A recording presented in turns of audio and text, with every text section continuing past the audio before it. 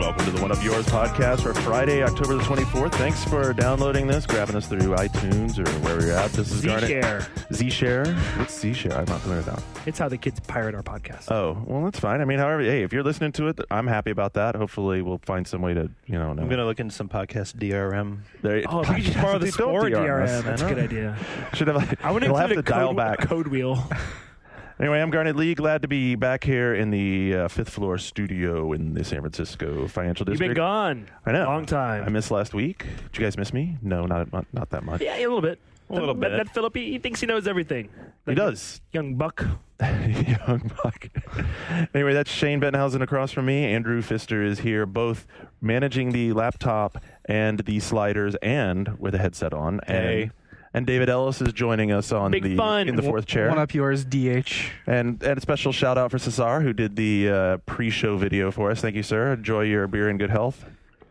So there you go. Today's show, what we're going to do. We're going to do what you've been playing. Actually, we have a ton of games. There are so many games. 'Tis the season. And I just remembered another one we have to add. You and I have to add Guitar Hero. Oh, yeah. Yeah, we I had it on my list. Well, I just didn't have it on my yet. I knew there was World Tour. Okay, I'm adding that to my list. Anyway, we've got about a billion games in the office this week. So we're going to do what you've been playing in the first segment, and then we're going to take a break. We're probably going to do some more what you've been playing in the second segment, and then we're also going to talk a little bit about MMOs because, of course, the big KOTOR reveal finally. It'd be Tor. Tor. No Co. No core. Tor. Yeah, Star Wars The Old Republic. Oh, okay. Get with the program. Whatever, I mean, it's KOTOR. Whatever. Yeah, it's still KOTOR to me. I mean, that's right. But is it? Looks worse than the first Is one. it, though? Well, we'll have plenty of chance to talk about that. I want to talk about that. I also want to, what we want to frame it with is there is a huge new expansion pack coming for World of Warcraft. And does any of this other MMO news or release schedule, or does any other MMO anything matter as long as the juggernaut of WoW rolls on? So that'll be the second half of the second segment. And then the third segment, we have news. We got all kinds of news. Max Payne's game producer is not a fan of the movie. Evidently, a lot of other people aren't. Is that our lead news story? No, that's my last one. It was our number final news story? Well, that's because we can joke about. I like to have like one at the end that's just kind of like. Spoilers. I heard he came back and changed his opinion. Oh, did he? Yeah. Scott Miller. He's like Yeah. actually the CEO of 3D Realms. Realms. Now he really doesn't like it? Well, he's got narrative. Hey, it's got narrative problems. It's a number one movie. It unseated Beverly Hills Chihuahua after 2 weeks at number one. So. Hey, you know what's awesome America. is Scott Miller calling out the Max Payne movie for narrative problems leaves them pretty open to what the disaster that might be Duke Nukem. So hopefully that game doesn't have any narrative problems. If that game has any narrative at all. It's got pig cops. Yeah. Anyway, all right. So, hey guys, what have you been playing? What do you want to talk about? Who wants to kick this sucker off? Kick out the jams. Well, you haven't been here for a while. Yeah, why don't you go? All right. Well, so I'll start with like what I was playing on the airplane because that's the weirdest one, and we'll get through it quickly. Is I started playing Monster Hunter 2 Portable. That's not weird. The new one or the original one? Like Second G? The one that's coming out here next? No, I have the American version of the regular. original. Yes. Okay. And All right. So anyway, and I picked it up solely because of the fact that the Monster Hunter phenomenon in Tokyo or in Japan in general is just amazing. It's real. I'm like, until you see it, and I saw it. We all saw it there. Yeah. Like, you see it. It's kind of scary. First day of the press and business days on the floor, and within like 20 minutes of the doors opening to TGS, there's like a 4-hour wait to get on Monster Hunter 3. I never got an actual time during the public days, but my theory was they must have closed the line like 2 hours after it started because I'm sure everybody wanted to go play. I mean, it's pretty much open the door, let people line up. Okay, that's it. If you're not standing in this line by now, you're not going to get to play this game at this show. It's absurd. So I had to. I have to get into it. I tried to play it back in the day on PlayStation, and it never really caught with me. And I have a suspicion the same thing will happen on PSP simply because so much of it seems to be multiplayer focused. Right. Yeah. But I'm starting to get into it. I mean, I agree. I totally agree with what you said when we were having that conversation one night about it, which is that with a little bit of westernization, the game could be really, really cool. It could really definitely catch. I mean, they got to fix the camera some. The camera's really frustrating to manipulate, at least in the PSP version. Why? I mean, because there's a bunch of different options, but none of them actually have the camera track and follow with you well. So there's like the default camera. You kind of need a right stick for a 3D camera. Yeah, or you need like or you need the computer managing it mostly. I mean, maybe it manages it and then maybe you tweak it with some buttons or something. Does anyone know if the new Monster Hunter will support the use the PlayStation 3 controller to control your PlayStation Portable game? I don't know. Should. That would fix the camera Which problem. game? The new Monster Hunter. The PSP one. Oh, the new. I was going to say the new one. No, three's not on the Wii, moved over not the to Wii one. The one the second. They're 2G. Right. They're bringing out here. That's actually going to have internet play. Yeah. But it seems like that would solve a lot of the problems. So I think there's that. I think they need to speed up. Like the combat is very methodical and combo especially driven. if you have this slower weapons. A lot of the weapons are really big and have a slow animation. And that's on purpose. I understand it's on purpose. But I'm saying if you wanted to westernize it Right. and make it catch better, you'd probably have to add some like a little more actiony. It's A little funny. more explosions. Well, it's funny to me because, No, wouldn't have to have explosions. as you know, I am like the world's biggest Phantasy Star Online fan. Yes. I love it. And then I thought I would love this game because really it is. I mean, it's a pretty straight ripoff of PSO. However, they went in a direction that I don't like, and it's collecting tons of crap to make your weapons. Yeah. Like you have to collect a tooth and a fur and a bone and a feather. And no, I like people dropping weapons. And that's the problem with the PSU came. The PSU, they took away weapon item drops and it wasn't fun. And Sega realized, oh, that's a mistake. So the new Phantasy Star Portable and Phantasy Star Zero, they went back to enemies drop weapons. And I like finding a weapon. I don't want to build a weapon. Monster Hunter, Right. fuck you. Well, yeah. So you have to collect all these different components from you skin the beasts after you fell them, or you get a bone from them, or It's minutia and you go out that I and don't collect. want. You go collect stuff out of the environment. Does it at least tell you what you need to collect, or do you just collect random crap and throw it together I and think see what you come up with? you know the recipes. And You know the recipes, but you also can learn the recipes because anything that's combinable will show up in your items list as combinable, and so you can just kind of experiment and play around with what you want to combine. But for me, the big problem, I mean, initially, and keep in mind, I've only played a couple of hunts, was keeping track in the 3D world of where the enemies were while you're fighting, because you're fighting these monsters, and the boss monster is always a protracted battle. I mean, you're going back and forth. You have to figure out how to get to them, what kind of system to use, and they'll run from you. As a matter of fact, they'll actually leave the area of the map you're in, and you have to chase them to another area. So you're trying to mark them with this paintball. And first of all, trying to throw something is amazingly difficult because there's no lock on. If you're not lined up just right on the monster, then really, there's no lock on? I didn't find one. I'm pretty sure there is. Okay, maybe I need to experiment. I mean, it's so funny. Do you guys read manuals for games anymore? No. I'm not interested in reading I don't manuals. until I come across something that I can't figure out, and I just assume it's something in the manual. Then I'll go back. I played a game of NBA 2K9. I just played a half of it, and then I realized, I need to learn how to play defense. You know, the funny thing is that with that game, it's so complicated, they can't fit all the moves in the instruction booklet. In the manual, it tells you, go online and find the rest of the moves. Really? Yeah. It's funny. As a kid, I loved manuals, and I loved reading them soon before I even play the game. But these days, tutorials kind of take over. You don't need manuals anymore, and a lot of modern manuals, especially EA manuals, are 5 pages. And I want an artfully blended tutorial that I want a game that's an experience where I can sit down, play the game, and while I'm playing the game, that I start to grok the game as I'm playing it, and I don't have to go through I'm going to sit down and read the manual right now. I'm going to go through a coded tutorial where it's teaching me how to do these different things. I want to just sit down, start enjoying the game. Most modern good games have a pretty transparent tutorial as you're playing. It's not boring. You don't feel like you're in a stupid learning stage. Like Call of Duty 4's little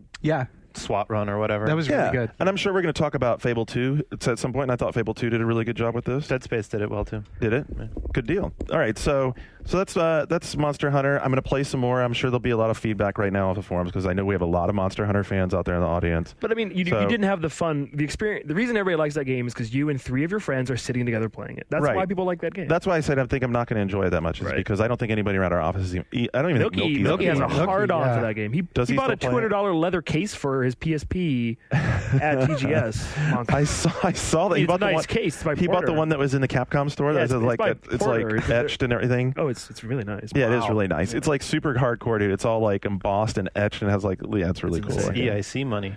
That right there is EIC money.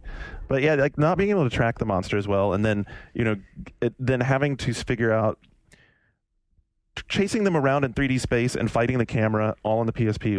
It's frustrating at first. I hope I can. I think I'll get give it the down a Wii little version more. another shot because The Wii version, definitely. I think I'll try again, but yeah, I don't think the PSP one's ever going to hook me. And I think the cool thing about the Wii version they were saying is that yes, if you want to play with specific people, you'll have to use friends codes, but they will have open lobbies where you can just join in and play together. And I think that game seems naturally suited to that much like a Diablo 2 is. Yeah. Which you've started playing. I did. Do you have any other games you want to talk about? Which one playing? Or?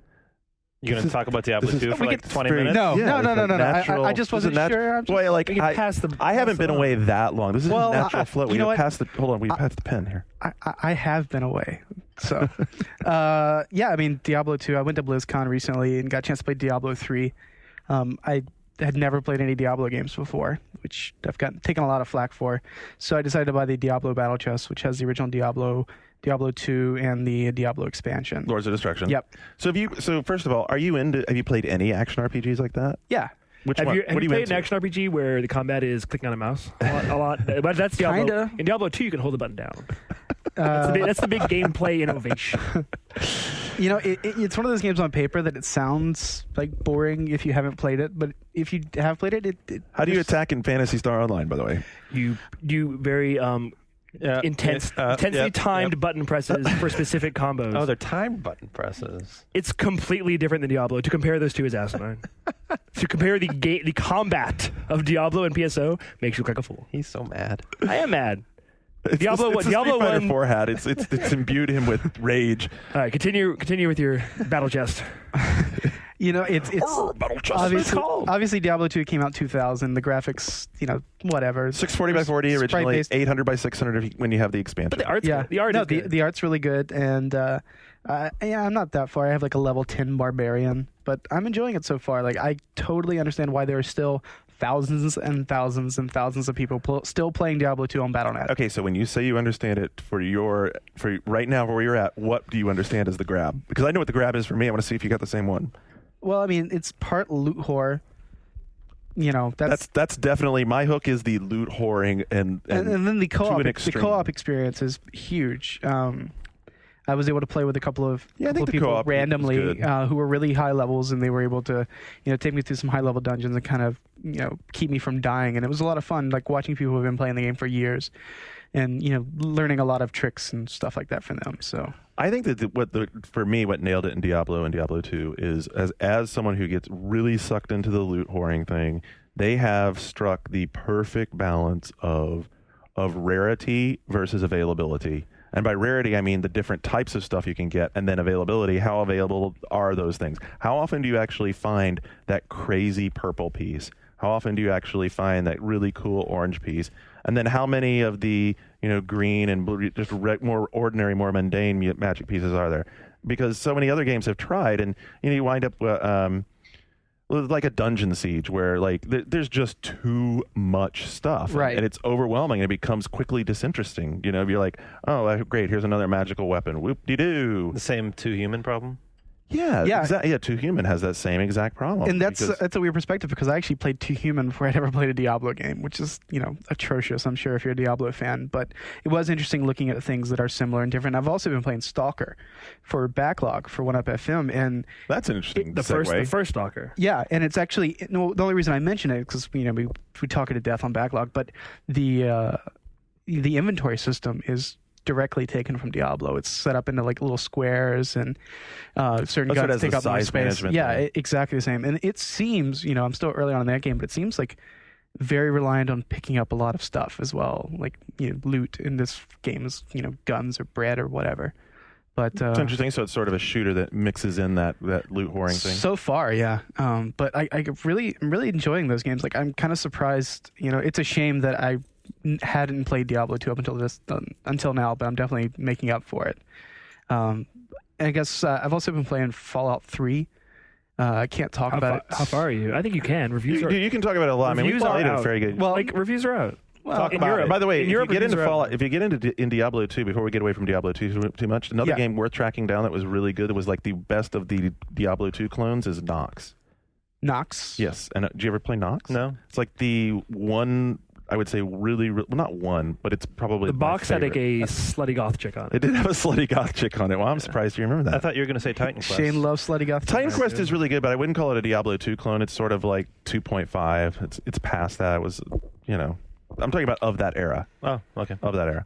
Fallout So yeah, 3. I mean, Divine Divinity was also really good. as most of you know, I was a huge Oblivion fan. I probably put about 80 or 90 hours pre-expansion into Oblivion. All right. Beat the full single player in Oblivion, so I've definitely been looking forward to Fallout 3. And it was a slow burn. It's been a slow burn for me. I had to play it for a while before I really kind of got sucked into it. There's a sequence where you start finally. Early on in Oblivion, you have that first castle dungeon you show up to, and you're fighting alongside other people outside, and you're making your way through. And you don't really run across, or at least I didn't run across anything like that until about 5 or 6 hours into the game. And that was one of my favorite parts of Oblivion, was just... Well, but isn't this supposed to be a lonelier experience, like intrinsically? I mean, I guess it makes sense. You start out, everyone knows you're born into the vault. You choose. You're never supposed to leave, and you left, and you leave, and you're looking for your father. So you mean like a thematic part of it? I mean, it's is that you're post-apocalyptic. I think you're supposed to be isolated, and it's not like you meet squads of other party members all around you. You meet tons of people, though. I mean, that's definitely the Bethesda style of gameplay. I mean, that's actually intrinsic. That part, speaking of intrinsic, that's really intrinsic to Fallout. I mean, part of the really, really cool part of Fallout 1 and 2 were the NPCs that you met out in the wasteland, because they were this opportunity to make these amazing characters. They don't fight with you, do they? Some do. Some of them, some do. It depended on what factions you made, what friendships you made. There was one town in particular which you rescue some people from these super mutants, and you escort them back to the city. And at that point, you're given the option, because the super mutants are going to attack them again. You can either leave them to their own devices and let them survive or get killed, or you can be a good guy and stay behind and help them defend their town. I did that. It was really cool, because the NPC AI is actually kind of smart when it's fighting alongside you. And when you're rescuing a couple of these people, you can choose to give them weapons or not. And if you give them weapons, they still have these weapons when you take them back to the city, and they have guns and stuff. They can help you shoot people. So you're playing as the good guy. I always kind of play as like a Han Solo archetype, kind of a roguish, chaotic neutral. Yeah, kind of a dick with a heart of gold, as it were. That'd make it pretty soft. But yeah, I'm really enjoying it so far. One of the interesting things that I always get a kick about with like really complicated games like Oblivion and Fallout is just the random shit that happens. And it's never the same there's one particular town, every time I fast travel there, when I show up in town, a large robot will fall from the sky 20 feet in front of me. I don't think that's a feature. I think that's a bug. But anytime you have a game that's complicated, there are going to be bugs, just because so much of it is procedural driven and random. I saw some guys getting stuck in walls while you were playing it. Yeah, I mean there are bugs, like definitely, and it is disappointing that a lot of the bugs that were in Oblivion is still there for Fallout 3. I should definitely want to, for anybody who thinks you can play this like a traditional shooter, I just want to disavow you of that thinking right now. Like, you're not going to be able to play this like a traditional shooter. You also told me, because I'd always heard that you can choose to use VATS or you can choose to go real time, and that isn't really the case. Well, you can choose to go real time, but it's the aiming and gunplay is sort of atrocious. But it's not atrocious. But VATS is if you're judging it, I mean, it's not a shooter. I guess it depends how you judge it. I mean, when they put a gun in first person and they put a targeting reticule in you in first person, like, I see where you're coming from. You're making the Mirror's Edge argument. I mean, I guess I just BioShock argument, perhaps. If you judge it, BioShock actually is a pretty good shooter. BioShock's a really good. But shooter. There's no reason this can't be. Well, yeah, okay. So and I think, you can't just use VATS. You told me that. Like, I thought I could just use VATS. Well, you can't use it. You can't use it over and over again because you have a meter. You have a VAT meter which you have to wait to refill before. Well, you can use just like active time battle in a role playing game, what you'd have to do is allow that meter to recharge. So you could use VAT. You could just use VAT. Just run away, come back. Right. You could exclusively battle. In a lot of situations, you end up in almost like a British colonial war battle where you're just standing 10 feet away from someone else and reloading you shoot, your musket. You shoot, they shoot, you shoot, they shoot, and whoever has the most health or is most accurate wins. Early on, the weapons you have, and the experience does change somewhat as you go along and you get more and more powerful weapons. I just got a minigun, which may be the weakest minigun I've ever seen in my life. They have ghouls, which is kind of like their version of zombies. If you're a Fallout fan, you definitely know what I'm talking about. But they'll run at you, and they can be 2 feet from you, and you'll turn VAT on, and you'll aim right for their chest for 4 shots, and you'll just unload for like 10 seconds. And they're still coming. They'll just run right through you, and eventually they'll die, and especially sometimes they'll jib. And that's actually one of the things. I mean, Fallout was definitely always a violent game, but one of the things that surprised me is like the violence and the jibbing. There's a perk you can add on that, so when you shoot someone, they really do just completely explode. They bite tomato. And I have to say that, like, it kind of bothered me. It's really gratuitous. Like, I'm not someone opposed to violence if there's a reason. Gears is pretty violent. It is, absolutely. But if it depends on why it's used, and Cliff has said in a lot of interviews for Gears, like, one of the reasons that they look at Gears in that universe is kind of a cartoon. That's why the guys aren't photorealistic, and they kind of some of the violence they look at, they just want the user to know they're hitting the person they're shooting. That's why blood shoots out.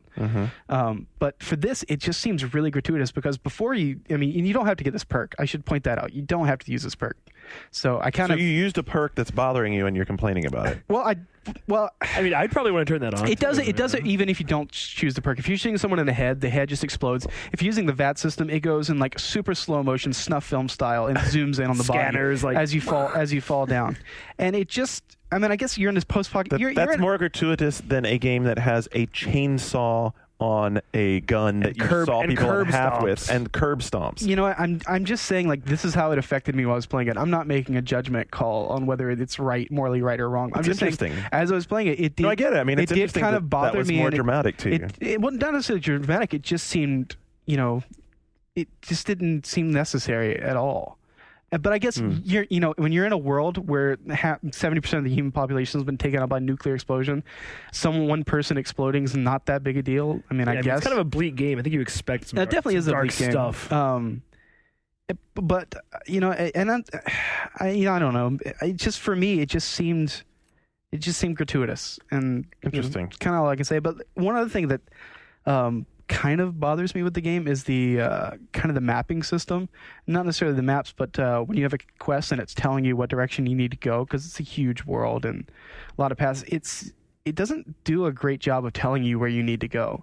Like, does the arrow point you the wrong direction? Well, it's not that it points you the wrong direction, but it's a lot of the areas look very similar. And sometimes it's very difficult to figure out if you need to go somewhere upstairs, downstairs.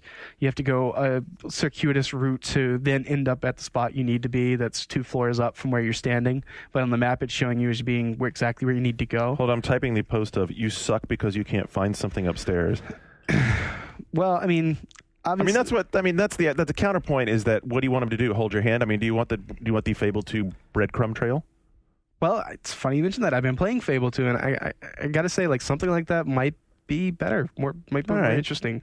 So I got a question for you. Yeah. Have we or has anyone taken Oblivion and run that on one screen and then run Fallout next to it? Because I have just casually, not casually, but just looking at them, and I haven't looked at them side by side. It seems to me that they did a lot of graphic overhaul in the engine. We talked about like the bugs, like still seeing robots dropping out of the sky and people getting stuck in walls and that kind of thing. I think that they maybe didn't focus on that, but it seems that they focused on the visuals because it looks more visually dense to me. Well, the game looks like it definitely looks extraordinary. I mean, I don't know about extraordinary. Well, some of the details, like, I mean, the world's so large. Like, I just recently showed up in the Museum of Natural History, and you roll in, and they have a full, like, woolly mammoth, a T-Rex skeleton. Yeah, that's the kind of thing I'm talking about. It's like there's this density of place. No, absolutely. And there is still a lot of texture pop in specifically in the distance. It's not up close. That doesn't really bother me that much. I kind of expect it in a game like this, especially since they don't fake it with tree cover now, like they were able to do with Oblivion. But graphically, I think the game looks pretty good. It doesn't look... How do you think it would stack against Oblivion? I mean, if we put it next to each other. Well, it depends. I think to do a true comparison, you really have to find areas that look similar to one another.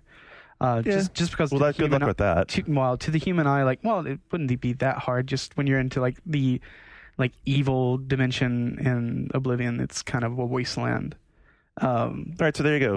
Video task for you. But I gotta say, like, I know I kind of sound negative on it, but the game has totally sucked me in. Like, the story, I'm really digging it. Some of the characters especially are interesting, and you have some moral choices you have to do along the way, and I always like those, and it seems specifically there are definitely some major consequences to some of your decisions. How long did it take for Oblivion to get you? I gotta say, Oblivion kind of got me right away. Okay.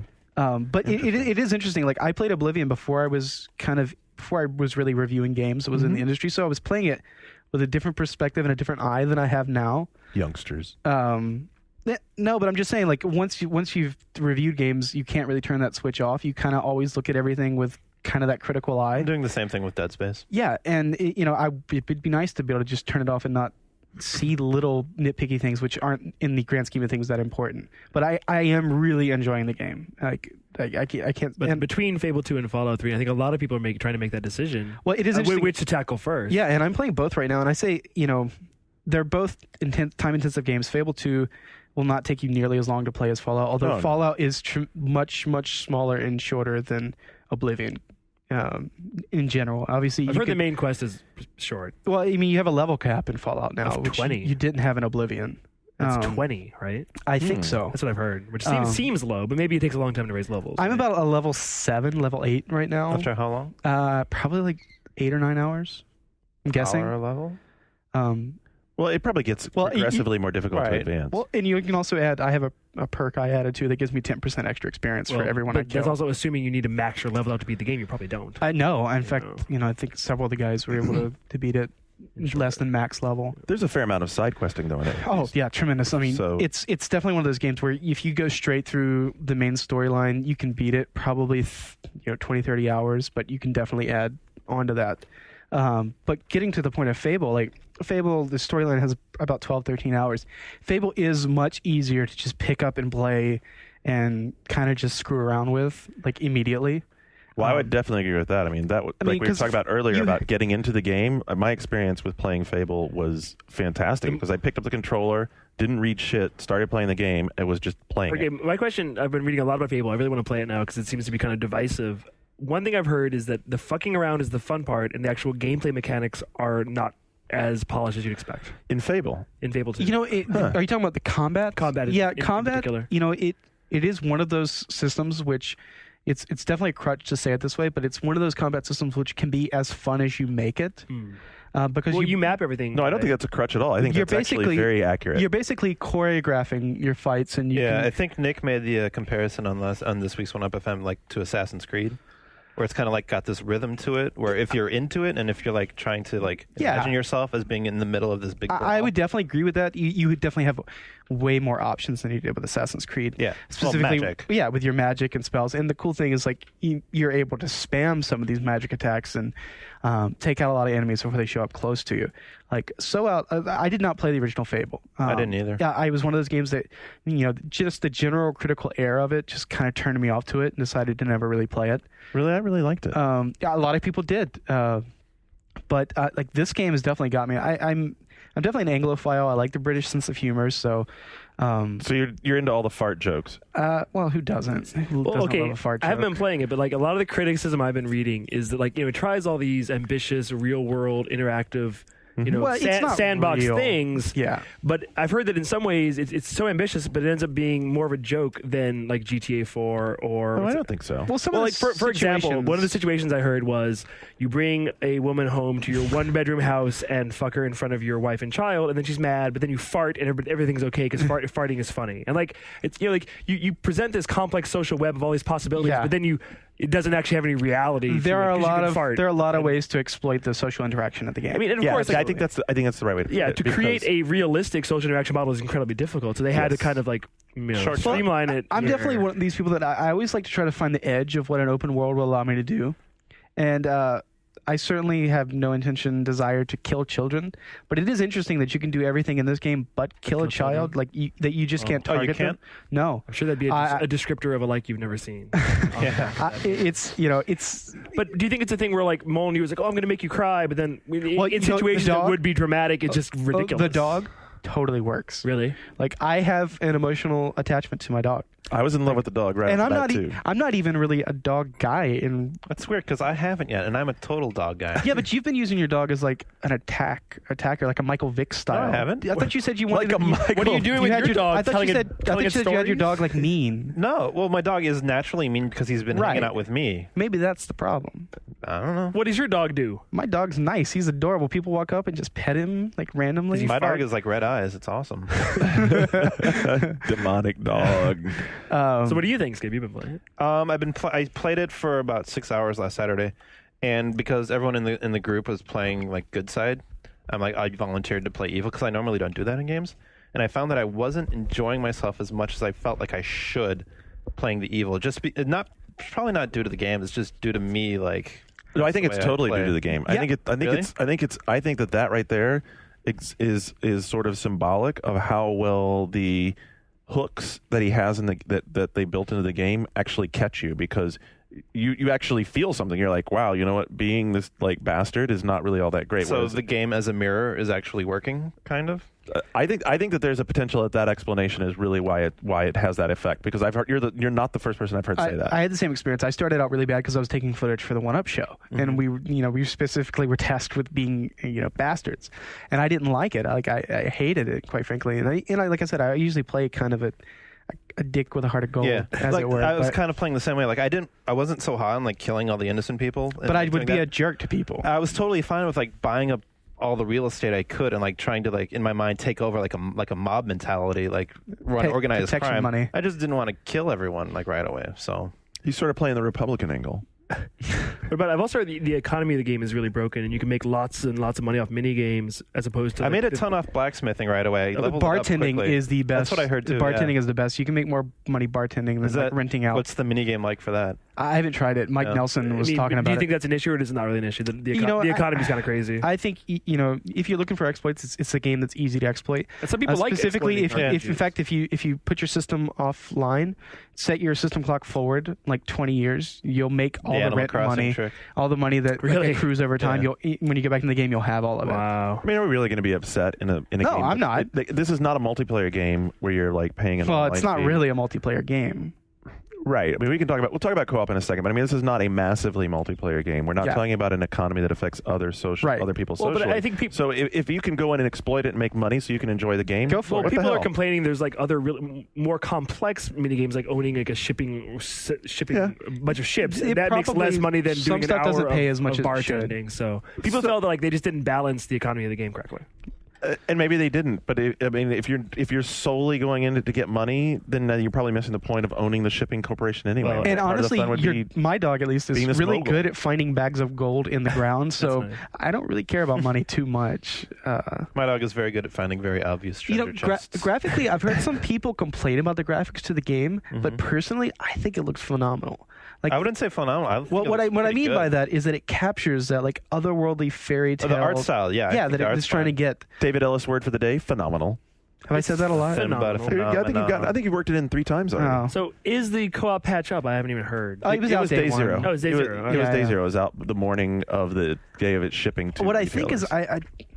obviously you said you've known this all along that you weren't really, it wasn't real co-op. You didn't have your character, Right. and I think it's in previews, but I'm not sure that Lionhead and Peter did a good job I think of. they construed it the other way, that you brought your character into their friend's world. I It just was don't- never portrayed to me that way. It was always Really? portrayed to me as when you're playing the game, when you are hosting the multiplayer session, that it's your world. So your world is always your world. Your world is your world, whether you're playing it by Right. yourself or Yeah. with someone but I there. had the feeling that you were bringing your character into See, your as friend's someone who didn't follow closely to development, I'm with Shane. I got the impression that you're playing at the same time. Well, that whole I did idea, too. the whole Reason- idea is you're walking around and you see these ghosts of your friends Right. playing their single player games. The idea is that thing Yeah, you is can going to come into your call them game. in, and then you Not yeah, the no, other. I understand where I like. So wait, are they just a completely- random NPC or something, or what are You're they? you're basically becoming an NPC in the world who's like a companion to that So person. it's like because the- your character, of course, would still be living your life. Because because the idea of this world is that persistent. there's so many different ways that it could be played out.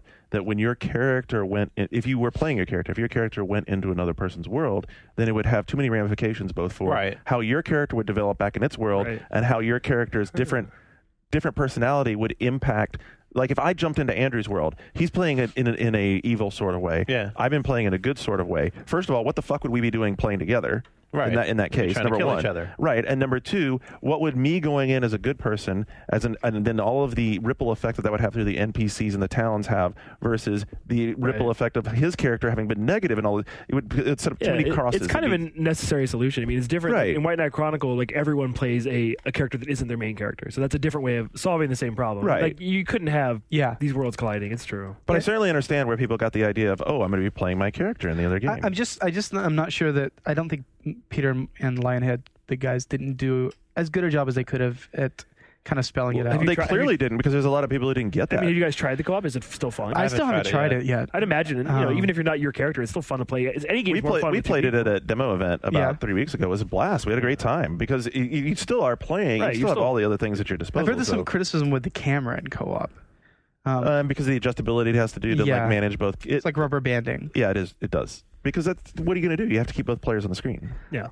Getting back to like the sense of humor that the game has, the kind of main storyline is you're collecting these 3 mythical, or not mythical, but heroes. And the first one, I think, is the hero of strength that I came across.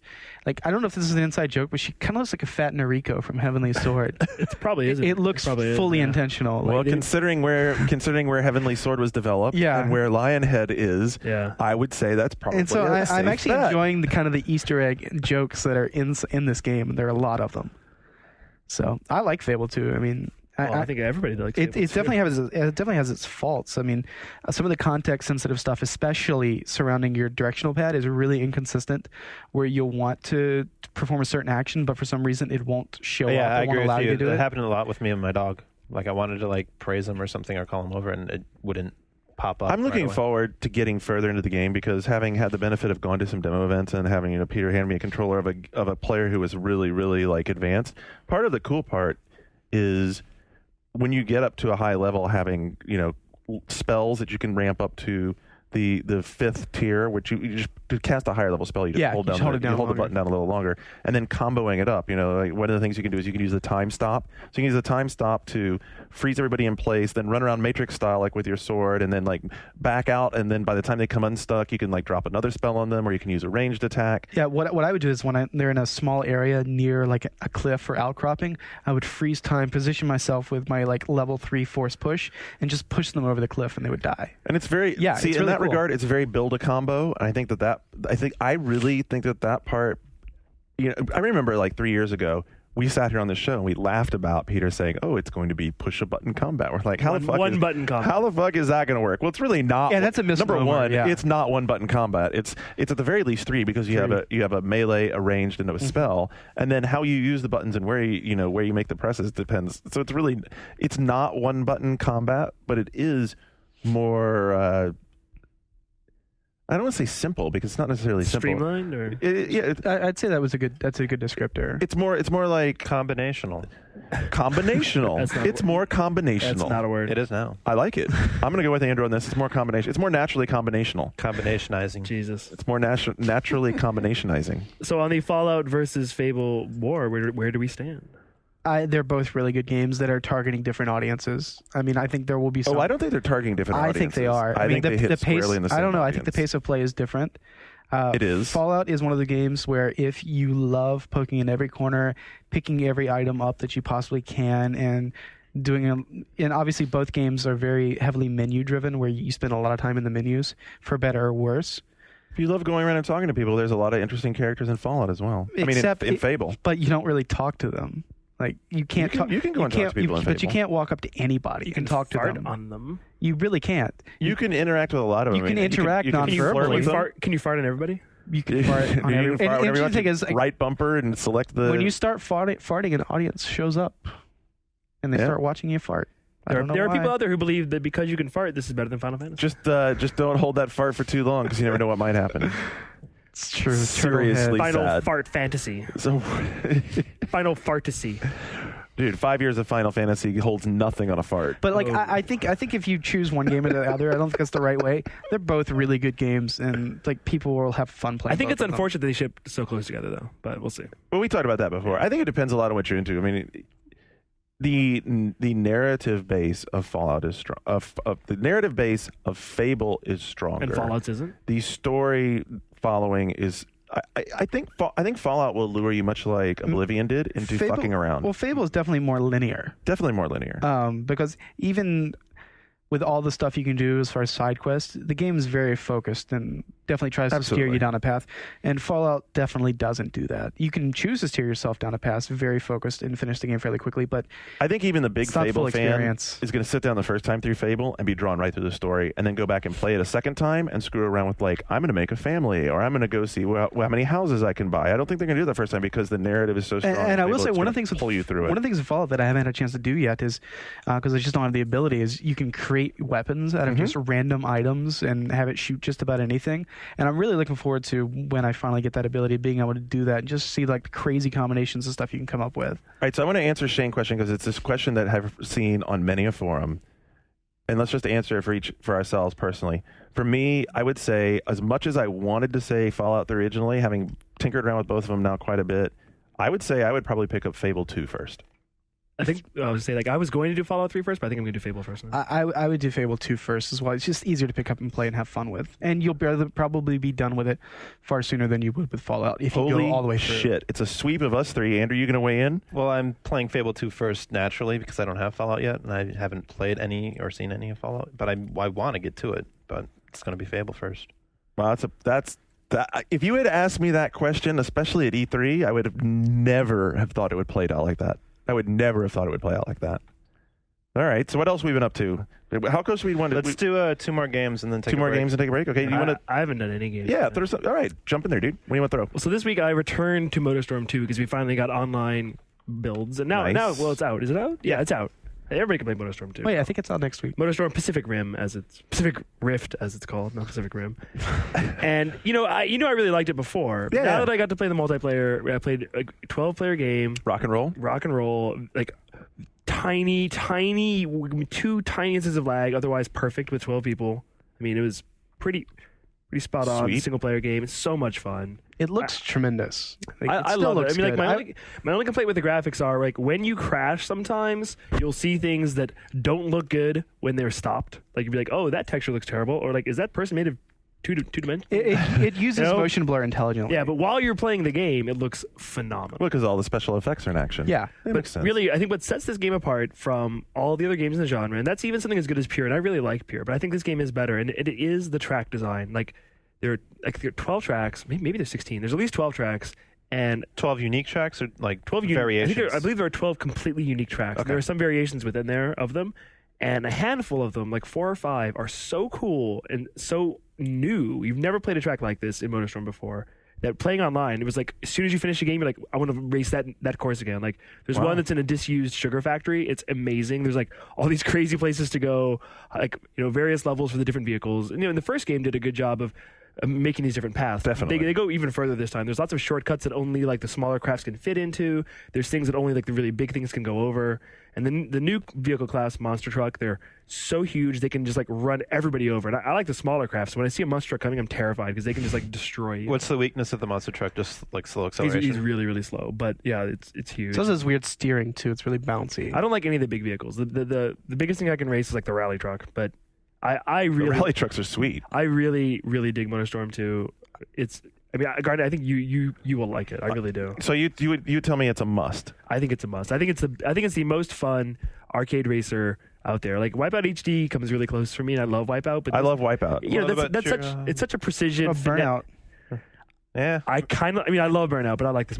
I like this online, definitely. Do you have Obama ads in your Whoa. I don't know, man. It's tough. You like this online better than Burnout? Dude, online Burnout is the shit. Online Burnout is fun for fucking around and playing with your friends, but this, in terms of pure competition. But what about all the online competitions you can set up? Where all the different objective modes. Maybe just because it's newer, I'm more into it. I'm going to blame player skill on this. You're just not very good at Burnout, so. I'm okay at Burnout. I'm probably better at Motorstorm. It's true.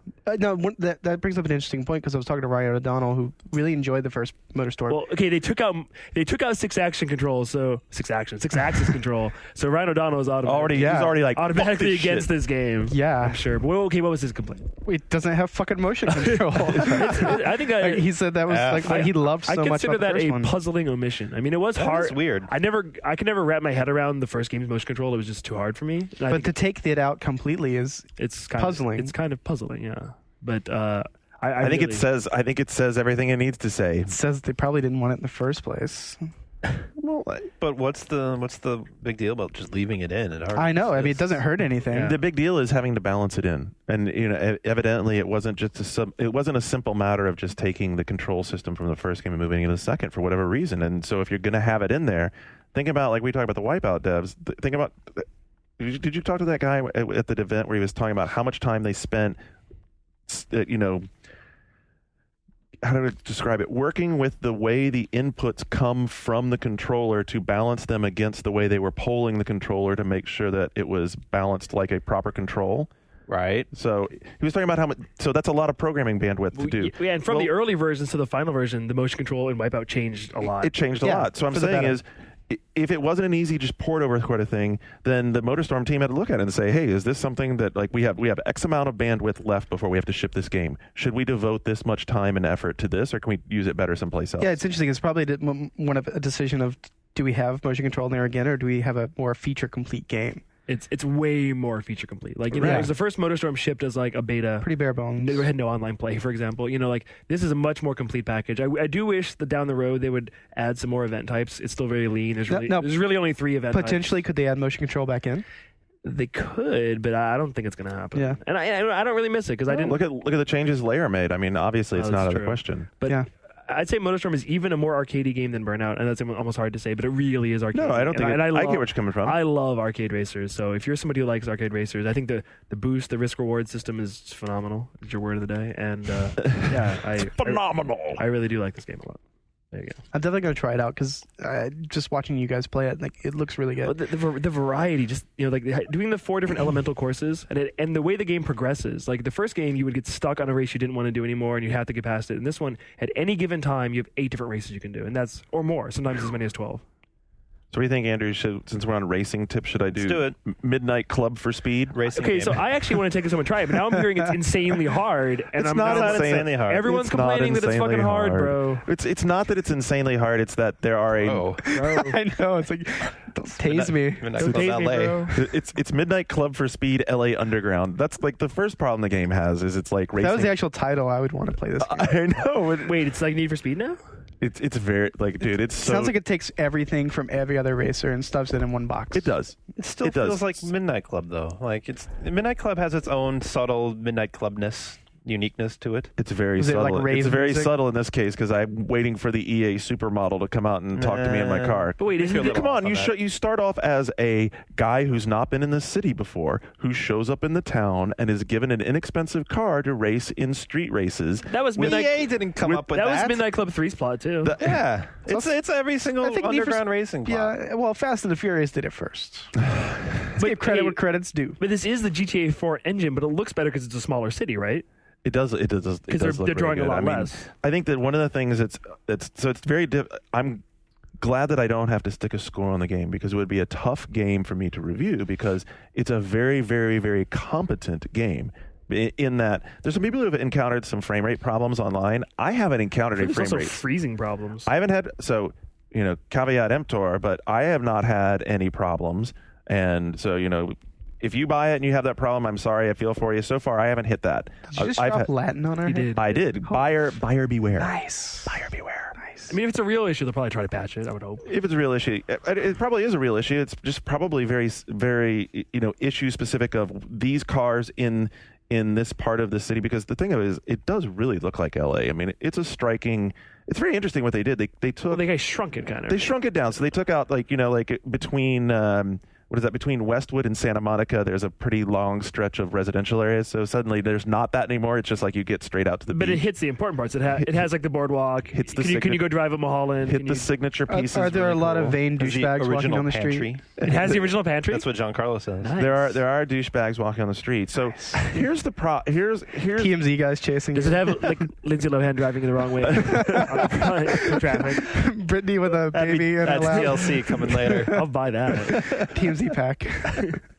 I think that part's all really cool and the game performs well, but it just I don't know. I think it has nothing special. It's just not speaking to me. And I think there's a number of reasons. Number one is that the cars feel unnaturally stiff. Are they real cars? Yes, they are. So the cars look really great. I mean, the car models in there look fantastic. They have a good upgrade system. It's not overly fiddly with different parts. Yeah, it's not daunting. But if you get into cars at all, you're like, oh, I can add this and this and this, and it'll So make my car they just perform feel better. wrong? They just don't. Yeah, it's like it's not as bad as some games where they don't handle where they completely are off, but they're just. I don't know how to describe it. Other than For me, it's not like they a feel car. stiff. It's not a racing thing. It's more of like a camera controller issue for me because right away I had to turn off like the cinematic camera and the shaking camera. The shaking part especially. And I had to boost the sensitivity. I'm playing on PlayStation 3, so it's Okay. the dual analog dead zone problem coming up. So it's perfect storm of like annoyance, and it made me a little nauseous at the beginning. But Then again, you it's have a just really weird. large TV. No, I'm playing. This is Oh, on you're my playing work in the TV office? and my Oh, smaller wow. TV. So the stiffness thing to me was more of you're bringing a car around a corner faster than you should be, and you're in a slide. Yeah. Then when it snaps back too precisely. Yeah. It's just too precise in the snap. I mean, a car. If you're thinking about a car too sliding, forgiving or not no, forgiving it's enough? It's just too. It's too. Is there no it's drift? too mathematically correct. It's like, the car went this far drifting. Now it snaps back and lines right up, and there's no. It doesn't feel like a natural like viewing thing. Yeah, So there's you're no not- wiggle yeah. to it. There's no And like. It doesn't like fishtail or anything. It fishtales a little bit. What I'm saying is the fishtailing is so mathematically Seems fake. correct. It just seems faked in. It's the same thing as like the other part of it is that the AIs you're driving against, they're cars weaving in. Like part of the cool part of the game is weaving in and out of the traffic of LA. A lot of people say it's hard because you're gonna get. I mean, weaving through traffic at 130 is tough. Is it, so it's not as nearly as forgiving as like Burnout with traffic. Oh no! You can't just kind of bounce off everything, careening around. If there are two car, like if you're on a 2-lane road and there's a car in each lane in front of you, you are not going to magically squeeze between them. Can you like blow your horn and have them get out of the way? No, and they don't even really seem to react really well. But what bothers me is that despite the fact that the cars you're racing against are all sliding around and weaving through traffic as well, they don't ever seem to really make any mistakes. They seem to sort of magically just kind of slice through traffic perfectly while you're like, oh shit, oh shit, oh shit. But then when you get in a wreck, unless it's a head-on, you just sort of bounce around a little bit. Yeah. And then whenever I got into a wreck, I would find myself like spun around always like facing forward again. Yeah, it just seems inconsistent in a lot of spots like that. You know, it's like, okay, and maybe part of it is being spoiled by Burnout. If you get a big wreck in Burnout, it's a big wreck and boom, and it looks cool and all that. In this game, you sort of spin around, but then you're okay again. And then there's weird, like, have you gotten to any like the action moves where you can like drive on two wheels or? No, not yet. Yeah. So you can build up your player to where you have like special moves, and so it's like, is this trying to be a racer? Is it trying to be? I don't want to bag on it too much because I'm not bagging on it. Like. I am bagging. Sounds like on it. competent is the key word. No, but in this season, it's really strange. In this season, just being a pretty good racing game, it makes it inessential. Maybe like I have to keep playing it. Yeah. I have to keep playing it because I can in no way give a verdict on it right now, except to say that I wish it spoke to me on a I wish it like grabbed me on a seat of the pants. I want to drive the game more, and I would say that its closest comparison to me would be Test Drive Unlimited. And Test Drive Unlimited doesn't drive as well, but something about the game caught me more than this setting? game.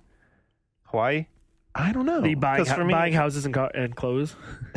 Yeah, it was buying clothes. That was it. You could buy clothes in that game. I know you could buy clothes in that game, but For me, like I want to keep playing Midnight Club, and it needs to catch me like with the racing mechanic because the LA setting, I'm not a big fan of Los Angeles. are you cool with the rubber banding then? No, because I hate that too. Dude, the rubber band AI. But I know that. 'cause It's severe, extreme rubber banding. Like you cannot ditch anybody. I remember that now that you're describing it and the races you've seen. I remember that from Midnight Club 2. The which is the rubber one I banding. played, Oh yeah, it's something they've always done to keep it Skip, would competitive. you be down with Midnight Club Milwaukee? No. Have either of you tried the online? No, but it's 16 player. 16 know. player. It's supposed to be really good. Well, that's a another big thing I'll box do over the score weekend. they're pushing out there. It's 16 player. Uh, I mean, I think that should be good. I mean, multiplayer definitely can be a good part more of this. racers is not always better though. Maybe. For open world racing around LA, I think there's again, I'm not going to say anything. I'm not going to give a final pronouncement on this until next week after I have a chance to play it again over the weekend. It's just I wish as a car nut, I'm surprised that it hasn't grabbed me more. I'm interested to see what happens when I sit down with Need for Speed because I haven't played much of the new Need for Speed, and it'll be that's these are definitely in direct that's the competition, Yeah. right? So That's the one with the Maggie Q undercover. That is Yeah. Maggie Q Yeah. Undercover, with yeah. cops. Maggie Q speaks to me in a whole other sort of way. Well, John talked about it a lot on last week's show. You can go back and listen to that. So what did he say? Is he digging on it? I can't remember. He did. More than Yeah. he expected to. Yeah. Yeah. He was saying like it reminds him of Hot Pursuit It and does. stuff like that. Man, Hot Pursuit was I like Hot Pursuit. possibly the best Need for Speed ever. Although he did say that the cutscenes were laughable and out of place. Well, That's to be expected. surprise. All right, what do you say we take a quick break? Let's take a quick break. All right, we'll take a quick break, and when we come back on the other side, we'll have a little more what you've been playing and some MMO talk. Don't go anywhere. We'll be right back after this.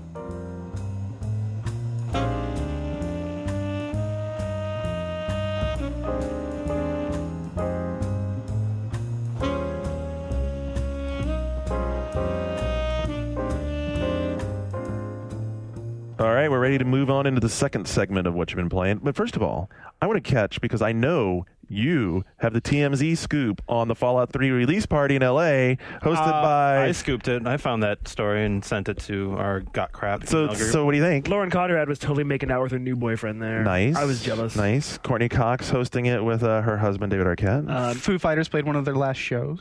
Misha Barton, she was there looking nasty. What the hell is with this crazy gala event for Fallout 3? I don't know if you've noticed, a lot of publishers throw parties in LA and No, I have noticed it, invite but- D and F list celebrities I to would come think pretend to like the If game. anything, it's like a congratulations to the people that worked on the game. They get their hot I did see some great pictures of Todd Howard with like girls on each arm on the red carpet. It was pretty fucking awesome. I mean, it is partially you get those celebrities, you get photos taken. Like I forget who it is, like Courtney Cox, Jennifer Aniston. Every time I see her on TMZ, she's in front of like a Nintendo GameCube background. I'm I like, mean, oh, okay. if One Up Yours wins the best gaming podcast award, you're not going to throw a big gala here in San Francisco? Get a couple of ladies in your arms, walk in. If I can get the ladies in my arms, great. I don't know that we'll have any great galas. I mean, What if you get David Arquette on your arm? sure, or that'd be David cool. We're probably a Hasselhoff. great. It's true. I can join Pain with him. All right, By the way, we're up for. So since you brought it up, we're up for. We're up for a potty. Yeah, is that what it is? No, I just made that Podcast up. award. We're up for a Polly Shore award. A Pauly Shore Award. Excellent. We could probably win that. Podcast awards. Anyway, I don't know. We're gonna run a news story about it someday. But Hey, podcast awards. buddy. If you like the show, hell, go vote for us. What the Or hell? if you like voting for things, if you like voting, Rock the vote. rock the vote. You don't have to register. Do you have to register for this vote? sure. Just yes. make up your information. And if you're a hacker who can like subvert their Bot system vote. by making a bot for us and make us win, that'd be great. Net neutrality supports That bot would be votes. outstanding. I want to come up with some negative ads for our competitors. Yes. Giant bombcast kills children. I think Giant Bombcast voted for Palin. Brad Shoemaker touches little kids. Oh. That's libel, dude. Hey kids, you want a I lollipop? just said it was a tech ad. That's That's what attack ads are. I used to write them. It's true. One Up Yours does not support this comment. All right, what you been playing? I don't know. You have four. I have four what, more. What else you got? Bring it back. We did car All right, racing. this What is do we have? this is a What's the big- opposite This is of a big car one. This racing? is my cause celebre for the month of October. Okay. It is one Castlevania Order of Ecclesia. I've said a lot of things about this game on this Are podcast. you still stuck? I love it. No, I got the real ending. I'm back. I'm playing like the second mode. It is phenomenal. I loved him like trying to get it on the One Up show this week. He was all like, well, they're like, hey, does anybody have any like Halloween themed games? What I'm I got Castlevania. How about the single best original hardcore DS game of the year? It is in every way, and it's being undershipped. It's being Shane Boxquote. Oh, undershipped. Repthausen strikes it's again. undershipped. A lot of EBs got like 2 copies of this thing. I was going to wait on it. No, I don't think Go get it. Go buy it. It's cheap. It's wonderful. It is way better than Portrait of Ruin. I'd say it's on par with Symphony of the Night and Dawn of Sorrow. I'm going to buy it and make it my Thanksgiving game. You should. travel You game. should. It'll be a great travel game. My complaint about the fake ending and to get the real ending, you have to go on this like pixel hunting quest all around the world, but it's worth it. You have to rescue all these villagers, and then after you do that, you get to go to the real last third of the game, which is really, really good. the last third of the game. Yeah, so I mean, and you know, at this time it's out. That's so a lot of This game. is like slightly spoilery, but you don't really care. And like everybody complain. People aren't complaining. You 50,000 people don't really care. But the first, Here we go. The first 2/3 of the game is these small levels that you can go Okay. in and out of. It's on a map screen, and it's a very different way of giving you the game than Iga has in the last 5 games. So then he saves like the giant labyrinthine interconnected castle for the final third of the game. It's not a big surprise, but you know everything people have said. This game is incredibly hard. It's way harder than any of his games. It's probably you'll die. If you don't die 20 times during this game, I'll be shocked. You'll die on bosses. Bionic Commando hard. Not quite that hard, but you really have to strategize. You have to understand the glyph system, and it's like timing based. I mean, bosses have incredibly hard patterns. Regular enemies have patterns you have to learn, and it's really refreshing. Still on your Thanksgiving list? Yes, absolutely. Nice. I mean, I think if you want, people want him to mix it up. He finally changed it up. Because by the end of the last one, I keep forgetting Dawn of Sorrow, right? The last one was. Oh, no, I Portrait didn't of play that Ruin. one, but the last one I played was Dawn, was of, Dawn Sorrow. of Sorrow. And by the time I got to the end game of that, I felt like I was sleeping my way through it. Well, yeah, because I was so it was powerful really and easy to grind in that one, Yeah. especially because you could pick up multiple copies. I of powered souls. up every soul I think I So had. there's no way to get. You can get multiple copies of souls, but you can equip 2 of them then, but like it's really hard to grind in this game, and like you'll have to raise levels sometimes to get to bosses, and like this thing is killing me in 3 hits. Yeah, I'm totally into this. I just feel like he really pushed it forward, and this game isn't getting a lot of love, and it is so very good. So Why do you think it's everybody go buy this game? Why do you think it's not getting a lot of love? Because Castlevania as a series has kind of had ups and downs. The last one was slightly disappointing, and there've Okay. been franchise fatigue, so many in the last 5 years, and just right now all these huge PS3, 360, Wii games are coming out. Like DS is kind of getting lost in the shuffle. So Same thing, finding breathing room for everything. and I said this is the best original game. Chrono Trigger is probably the best not original hardcore game. But I'd say if Agreed. you're buying 2 DS games this year, buy Chrono Trigger and Castlevania. when is Trigger hit? November 20. Yeah. in the 20th, like right around 21st Thanksgiving. or So right before Thanksgiving. Oh, that might be my This is out now. It's a birthday present to me. I can freely admit that I never played Chrono Trigger. Oh, you're in for a treat then. You're gonna love it. It was dude. the first turn-based RPG that it's the one that got me into turn-based RPGs. Mine too. It's excellent. And people have made fun of me because I really enjoyed Chrono Cross, and they're like, If you thought that was you thought good, God was good. wait till you you're get a an load of idiot. this. Yeah, I know. recently- I've heard that over and over. I recently played through Chrono Cross. I had fun with it. It's good. Yeah, It's good. It's not great, but it's good. it's unfortunate it's called Chrono. It has some problems. Yes. All right. So Castlevania, definite big win. Super hot thumbs up. You can read my review. Anything else portable? We've covered Actually, I do have some something else portable. What else? It is called Master of the Monster Lair. My review goes up today.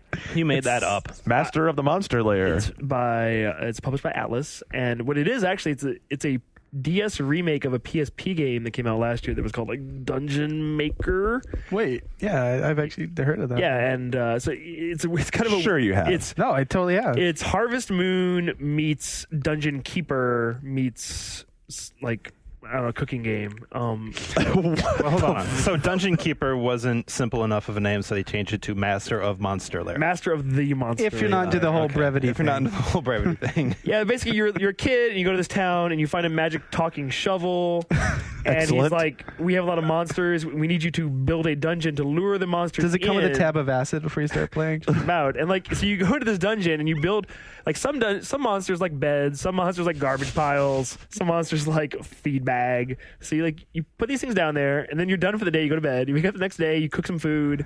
And then you go back to the dungeon, and then like monsters have like come and slept in the bed, and This is also the plot of Midnight Club, by the way. right in the garbage. So then you fight the monsters that you've lured into the dungeon for like in a Dragon Quest style combat system. Sounds like a preemptive war. And I didn't think I'd like this game, and it isn't great, but it is weirdly addictive. Like the pacing is super fast. Like the days go by really, really quickly, and each day you get to like build more dungeon, put more things, fight some monsters, cook more food.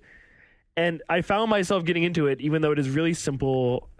But I think kids will really get into it, actually. But the aesthetics and this really simplistic gameplay, it's a step down from the PSP game. So, with it being that sort of a game, is it sort of a follow-on to the what's the name of that last game in the series was Trapped, but before that they had the Tecmo's Deception. yeah, series? Deception. Is it sort of a Deception? A little bit, but it's very cute and cuddly, and it's not about hurting these monsters. You're kind of like luring them in, then killing them. But like you want to please them. It's a weird mix, but you can certainly do worse for like a Harvest Moon style RPG for kids. It's Hostile, the DS game.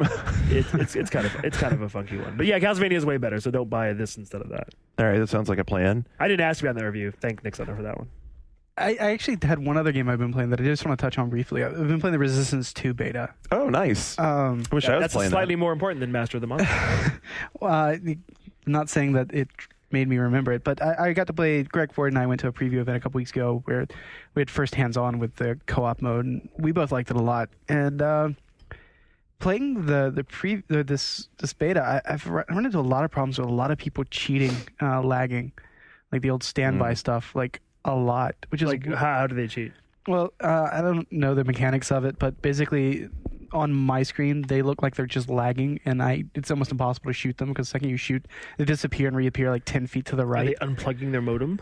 I don't know how they're doing not it for that. This would be like I was some kind of I weird was on a latency message thing. for it today, and like James Stevenson said they're getting ready to unleash a ban hammer on a bunch of people, and that's great if it happens. But like I've had a lot of problems with. James needs to send me a code so I can play. I think that'd be a good idea. Yeah, just hit up him or Brian. They should be able to get your code pretty quick because I really want to play some co-op. Yeah, I would with definitely some be into people playing. there hasn't really been anyone else in Are the you office a playing it. Resistance lover or hater? 'Cause that's the only way you can be. Yeah. I'd like There's it. no other alternative. I like it. I mean, Evidently you can because he's just a liker.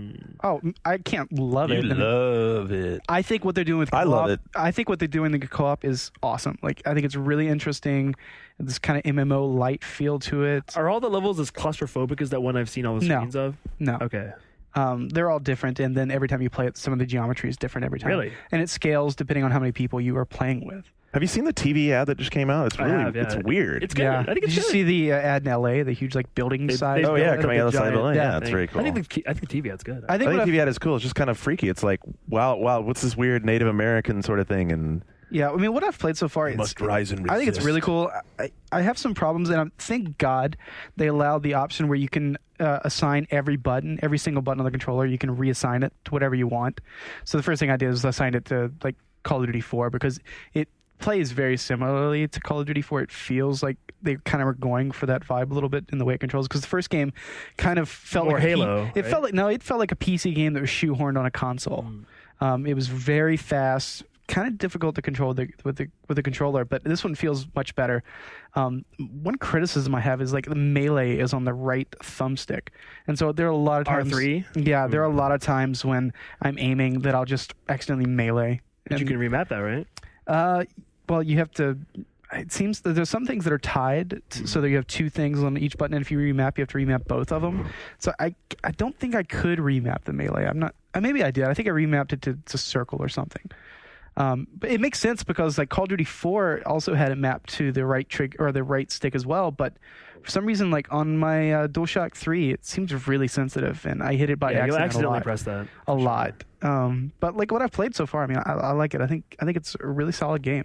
What I've played so far. So what have you played so far? Just co-op? Well, I mean, the preview event, I got to play 2 whole single player levels. Okay. Which the game's really linear. I mean, it's not open world. Just don't expect that. But like the set pieces, it's going after the Half-Life approach. the set pieces that you're in are like pretty amazing. Which 2 levels did you play? I played Auric and Iceland. Iceland is the first level of the game. Auric, I think, is the 3rd or 4th level of the game. Iceland is, I think it's Iceland or Greenland. I can't remember, but it's you start out the level and there's like this huge monolith working its way through the level, and basically throughout the course of making your way through the kind of the area, you grab these rocket launchers and you shoot it like once at a time. At the end of the level, you eventually destroy it, but it's always around. It's always like stalking and moving and shooting and firing. And it's pretty impressive. The Auric is kind of like California redwood forest. that level's really pretty. The lighting effects. Yeah. That's the one with the wood mill in it. Yeah, That's what we've seen that was a several level at TGS. Yeah, and the lighting effects are pretty spectacular, especially early on. You're part of a convoy that's been jumped or whatever, and you're finding your way through it. You know, I haven't been worried about graphics, because it seems to me one thing, and this seems particularly true on PlayStation 3 development, is the last few months on PlayStation 3 seems to have tremendous leaps and bounds in graphics, just in visuals. Motorstorm is a great example. Like I saw from the core demo to the final product, it looks a lot shit. better. Just what they did, like the last time we saw it before it released, they're like, "Oh, well, we still have like 3 or 4 graphics passes." I'm like, "Okay, 3 or 4 graphics passes." You know, I have a mental picture in my head, having seen that for several years, of what that looks like, and then they drop the final product. I'm like, "Wow, dude, 3 or 4 passes for you guys is not like what I usually expect from 3 or 4 passes. It's a significant jump." Yeah, Anyway, same thing. I expect the same thing will happen with Resistance. And I think with an online shooter, I can't really, pronounce how. I think it's definitely competent what I've played so far. It's fun. I'm surprised about the lag. Now, are they using dedicated servers? They are still? using dedicated servers, but it's not the servers. Like somehow people had figured out how to game it. So that they are kind of lagging. I don't really know the details on it. I didn't even know it was actually a problem. I thought it was just random lag I was encountering until I saw James responding to it. So apparently it is a problem. They're going to be banning some people, but I can't wait to actually get on with some people, that I know, because that's a true test of a shooter, is when you play with people and you can kind of coordinate. Because with that many people online, when you set up in a squad, you really want to be able to talk to your squad mates. Yeah, and I know from the flack I've taken, I'm in the minority here, but I'm definitely eager for the single player game, especially because having gotten all the way through to the end of Resistance 1, the closing cutscene and some of the little twists and stuff that's going on there, I'm very, very interested to see if it can add, I'm very interested to see if it can make that story-driven leap to the sequel of the same magnitude that Half-Life to Half-Life 2 made. If it can, I think they could be really, really cool. Yeah, I mean, who knows? I mean, Half-Life 2 is one of the seminal shooters of the last superlative. decade. Yeah, but I mean, phenomenal even. It's phenomenal. Today's episode of One Up Yours is brought to you by the word phenomenal. Continue. Yeah. I hate you guys so very, very much. How's that beer treating you? It's delicious. And phenomenal. It's Hogarden. But the phenomenal beer. I think we're going to be able to be playing some more of it next week, and I'm really looking forward to that. Cool. So I can't wait till we get build. So like you said, we can play through single player. Well, on the shooter tip, I'll jump into this real quick because I know it's behind the times some, but over the weekend, I spent a fair amount of time because I wanted to power through the rest of Brothers in Arms, Hell's Highway, because I've always been a big fan of the Brothers in Arms franchise. I think it's one of those games that, You were defending this game a few weeks ago. It sort of slots into a very strange spot, right? Because so much of it is... I think that spot was fall 2006. Zing. Zing. Well, and I will say this: as much as I appreciate and still enjoy the tactical command part, and as much as I really like what they did as far as making the shooter part of the game better, this game has a number of stumbles. One of them is that just because you made the down the gun experience of shooting fun doesn't mean you needed to turn it into a shooter, because the part of Brothers in Arms that makes it great is when you're commanding your squad and being in charge of your squad, moving your guys around, and there are too many spots in this game where they put you with just a gun in your hand back in a regular shooter and it becomes Call of Duty, except that it's not quite as good as Call of Duty because they're using Unreal Tech, but they're using Unreal Tech that they've added all the stuff to do squad command on, so that's soaked up some of the bandwidth for the game. It doesn't look as good as the Call of Duty games. It doesn't play quite as well as them, and I don't even want to be playing a goddamn Call of Duty clone. I mean, I think most people do, though. A Call of Duty clone? I think not in Brothers of Arms. Dude, Brothers of Arms is Brothers in Arms. I mean, you would have said like, oh, go with the full spectrum warrior stuff instead. No, that's hard for the average person to get into. I think, but that's its niche. You know what? That's its niche, and that's what it does really cool. Else. That's what sets it apart. I mean, I understand. It's still in there, right? Like it's still in there. It's still in there, and it's still 65% of the game, maybe somewhere around that. But I get into those parts where it becomes a shooter, and it just, to me, becomes so mundane. It becomes so a Treyarch Call of Duty game, and I apologize to Treyarch for taking that shot, because I'm still willing to play World of War open-mindedly. David's Call of Duty 3 didn't catch, and for the same reason this doesn't. And then the other thing is that there's definitely some technical problems here as well. They used a cover system in Hell's Highway, and there are numerous times I've encountered where I'm in cover. You can't shoot. And I can't shoot because when I come out of cover, because now you're in third person over the shoulder mode, because of where the camera is positioned, the crosshair is behind cover, despite the fact that you're out of cover. That sucks. And so you can't fire. That is a problem. That's bad. And one of the things, like, I've been playing it as well. Like, I think the story is good, but it doesn't work because of some other things, like the way it's directed. I mean, like the characters, you have no buy-in. Well, just not just that, but like the voice acting is not good. Like some of the voice acting is inconsistent. The written words are actually good, but they're just delivered so piss poor. Yeah. It really takes you out. And the way it's directed is really interesting. There's some really cool tracking shots in this game. I would say that you get pulled into Baker because that's the really character. And you had to have played the other games to really appreciate it. Right. And so that's probably helped significantly with me. I think that the fallacy, because I've been also like right now on History Channel, they've been rerunning Band of Brothers, and this really keys in on Band of Brothers. And despite you have your couple of 3 lead characters in Band of Brothers, you know every other character in the squads, even the guys who get killed, because they build a bridge to those characters. You never build those bridges in this game. Well, everyone looks the same too. So you don't care. Right. So you never get caught up in the guys who are the rest of the guys in your squad. Half the time I didn't even know who my character was in the cutscene. I think if you pay attention, but I didn't play the other games. Red is. Like, seriously, Red has red hair. Like, yeah. They need to be more signature elements for those guys and a little bit more building into that, because you're right. They were trying to emphasize the cinematic quality of the game and make it that sort of Band of Brothers game. And those characters didn't catch. I agree. I think the dialogue's good. I'll disagree. I think the voice acting is a little better than you give it credit for. I think the voice acting's okay. But I think it's the characterization that didn't come together so well for it. Garnet, have you played any Call of Duty yet? No, I haven't played World of War at all. I talked about it last week on the One Up Show. Like, we've been playing the beta, and I am looking forward to seeing what they do with single player. The fact that it has co-op is phenomenal. Like, playing a COD4 engine game co-op. I said phenomenal again. God damn it. But Davis, I just called you Davis. I saw you playing it, and then 20 minutes later, I saw you playing a different level. I was like, oh, this level looks a lot better. And you're like, oh, that's because it's Call of Duty 4. Yeah. For real, that really happened. I definitely went back and played Call of Duty 4. And an interesting thing happened. What I did is I was playing a lot of World at War beta, and I would check my recently played list and everyone that I've been playing against in Call of Duty World at War.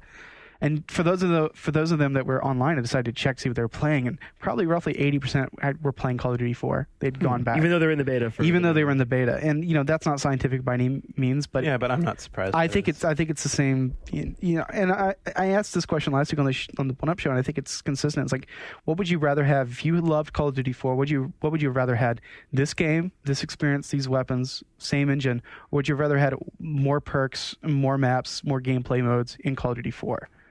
And I know for me personally, I'd much rather have had Call of Duty 4. And I'm not. Do you want Treyarch in there mucking around with Infinity Ward's Call of Duty 4? Or do you want Treyarch making their own game? Well, how do you know it would have had to been Treyarch? I it wouldn't have Because had to. that's who the developer is on this Call of Duty. Infinity Ward's working on their own next thing that's not this. Maybe we didn't need a full $59.99 Call Which of is Duty what this fall. I'm saying. Like, it could have just been like kind of a multiplayer expansion pack for COD4. And then like let Infinity Ward make the real next sequel. You know.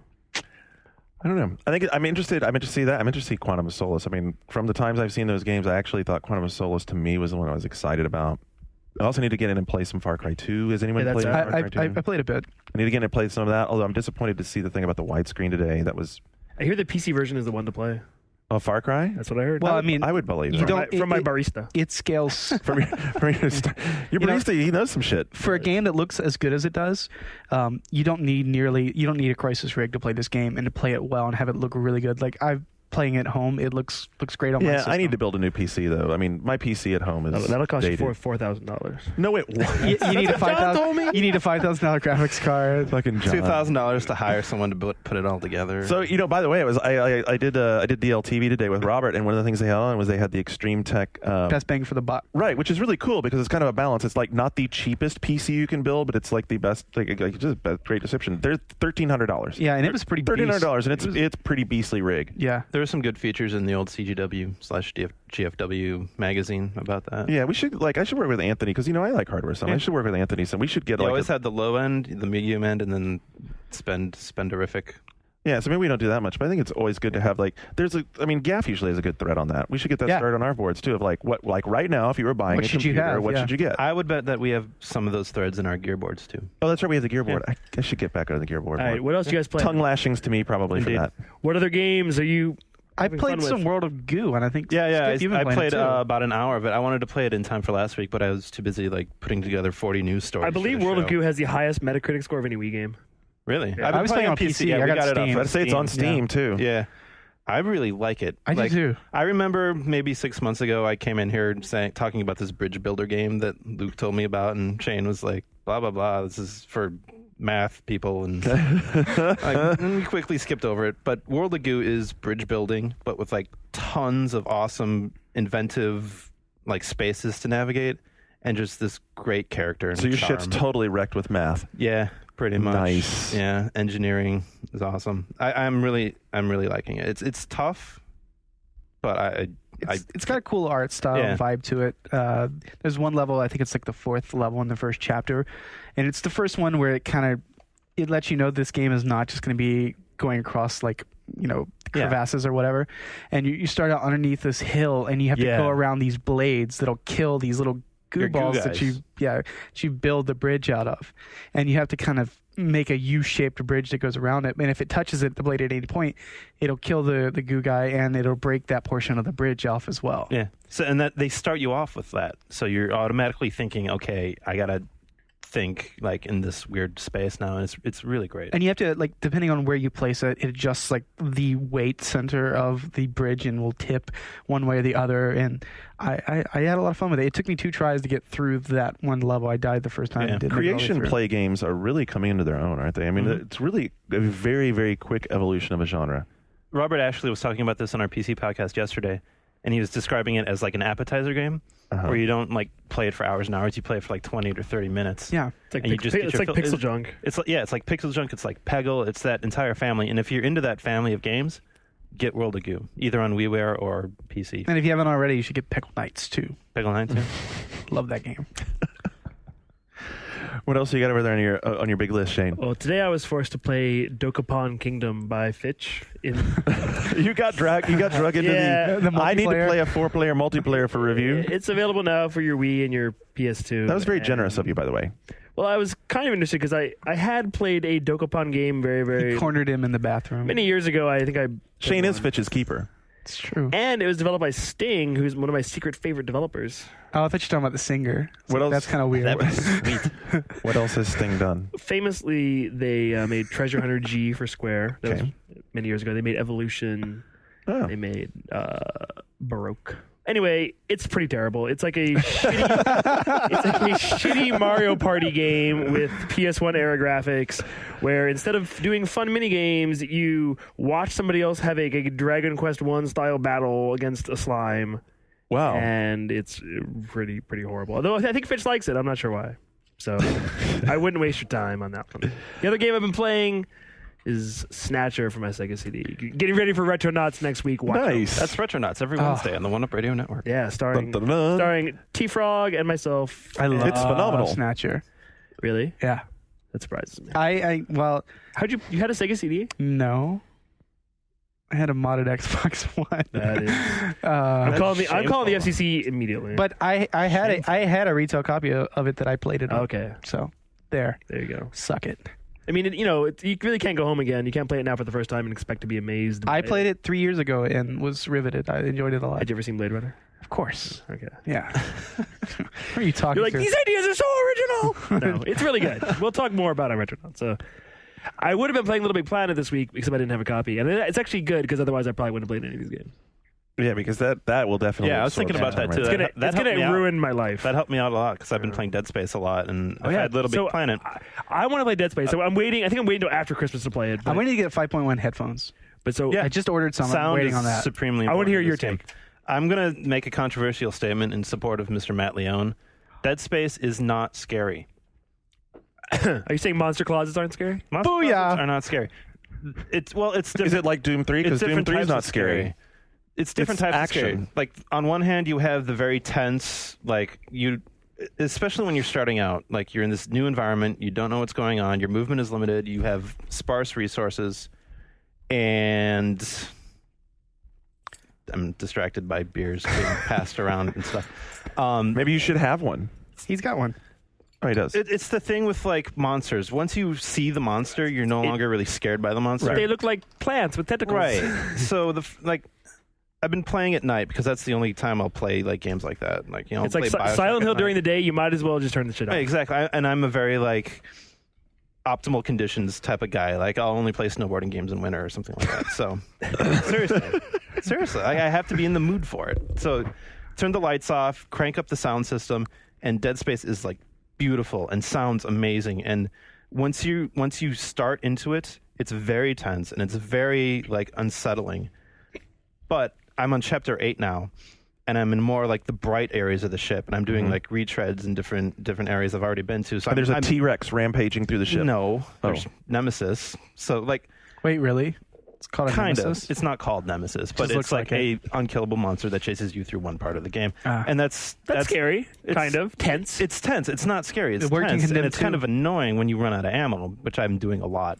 So So as we went to lunch today, and those are the two things that concern me. Is number one, Nemesis, which was by far to me the least appealing of the Resident Evil series Yeah. because it just got tedious, didn't like it, and that thought I want to point out right now, it's only one that only happens in one chapter of the game, one of like 11 some chapters. So still annoying. yeah, And then overall, everyone that I've spoken to about this game says that one of the key pieces of it is that it's extremely ammo limited.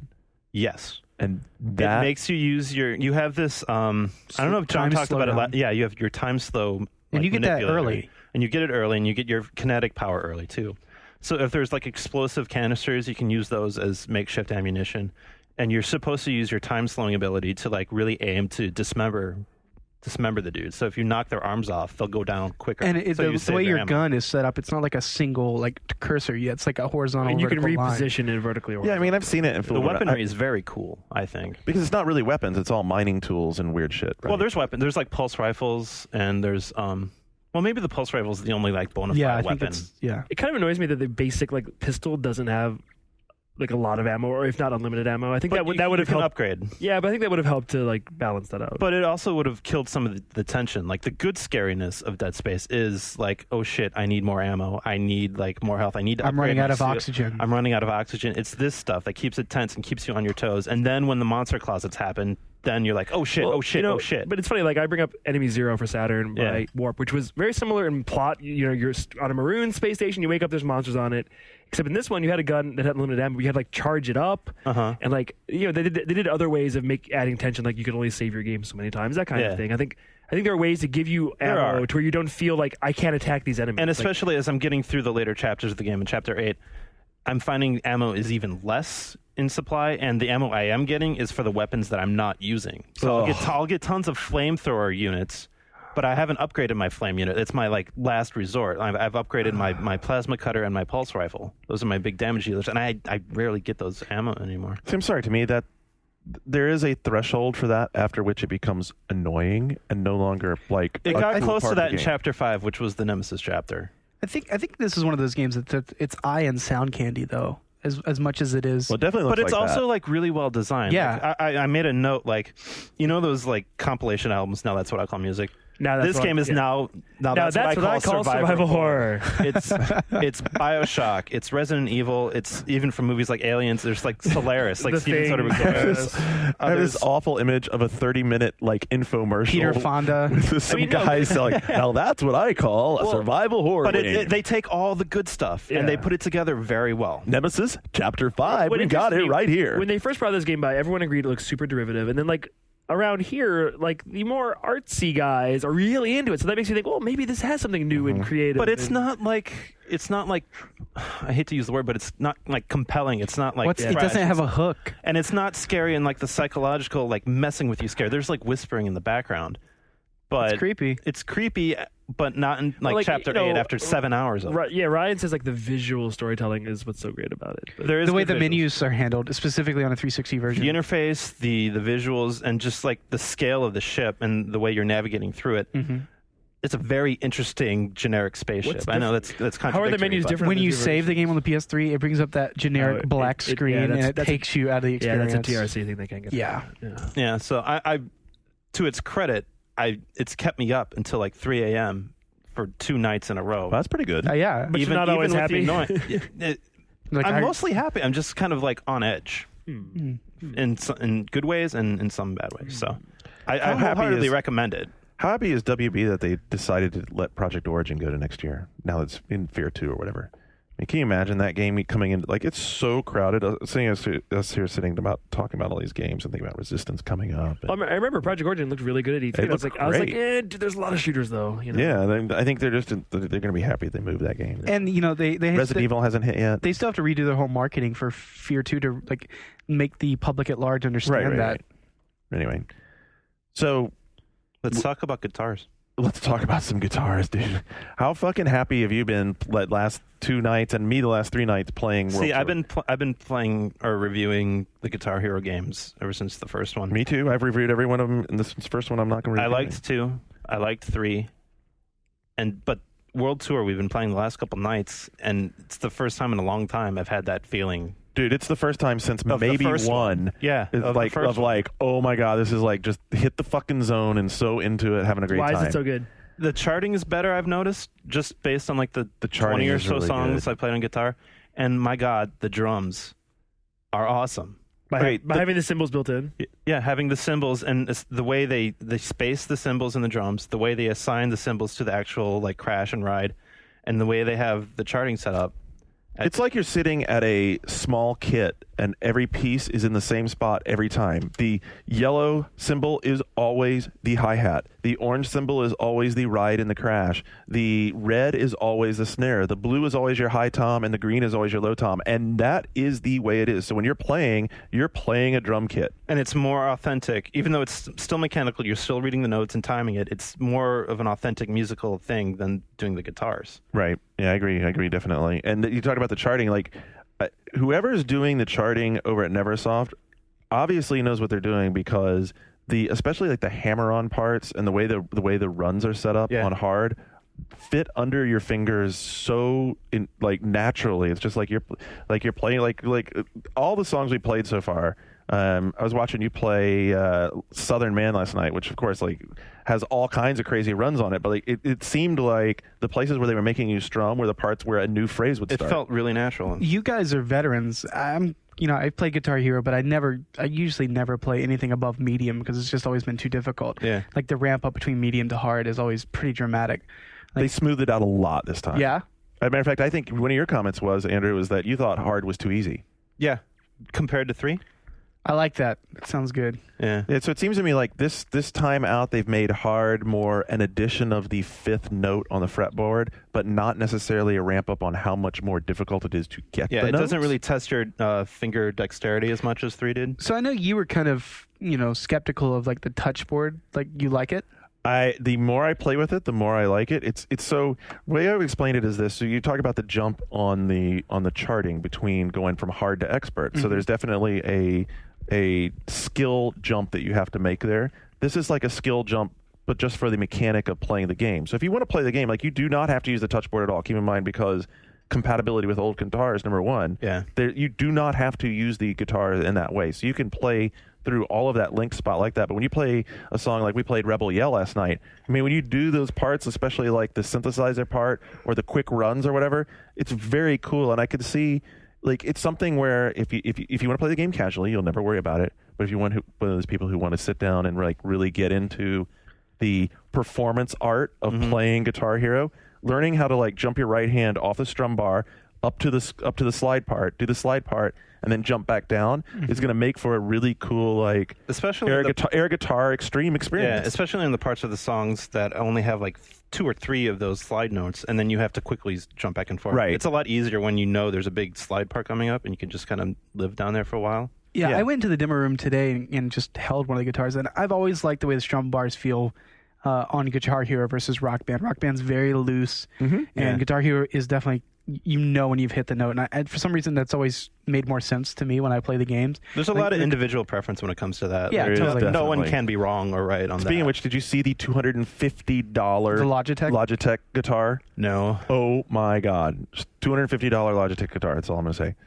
Anyway, so you were saying about the strum bar. Well, I just it feels like a Guitar Hero controller, and that's good to me because I've always liked the way the strum bar feels there. And that's Red Octane's wheelhouse. I mean, to me, And the buttons too just make more sense to me. The impressive thing about Guitar Hero for me is that they've gotten the tracking right, because that was always the part that we attributed to harmonics. We always said harmonics is all about the game in the screen, and Red Octane was about the plastic guitars. Haven't they brought in like a lot of like the best like Guitar Hero players? And Yes, they're doing they used tracking. the resource scorehero.com, and they brought in a bunch of the greatest players on. It's obviously Score paying Hero. off. So Yeah, it really has paid off for them, I think, definitely. And the singing part works fine. I mean, there's not that much to that. I didn't get to sing. Which is Karaoke probably game's a good karaoke thing. game. could have We had done it the set Phil to like Collins medium. It was a drum little easy. sing. Huh? Could have been Phil Collins on the drum set. Man, drumming is so. I can't get over. Like, I have not enjoyed playing drums on Rock Band that much, but playing drums. Have you played it with the cymbals? 'Cause when Mad Catz brought the cymbals by, I mean, like, all of us who played it with the 3 cymbals on was like, wow, we never want to go back to the regular drum kit. Yeah, you don't. So, but the difference is that all the cymbals, if we're correct, on Rock Band, all the cymbals are the same note, same color, right? No, they match the color game underneath. and in some modes it has all the drums and all the cymbals. In some modes it doesn't. In some modes the cymbals take the place of the drums. Okay. It just depends. So it seems like it probably works fairly well then. I mean, because like ultimately the big question is like this year was the big upgrade year for Guitar Hero, where they're catching up with Rock Band. But for people who've already shelled out the $180 for the Rock Band plastic kit, do they need to shell out another $180? I would. I'm telling you, I would. I mean, I think the drum kit for Guitar Hero is on top of everything else. It's really stable. I mean, it seems to be extremely well built. No sliding. We didn't have That's any a problem. sliding problem with it. I think the only thing that's been knocked on it so far is some people have said that they didn't think the pedal was quite as nice as the Rock Band pedal. I think it's primarily because it doesn't have a metal plate on it. It has a plastic plate. It's not interchangeable, is it?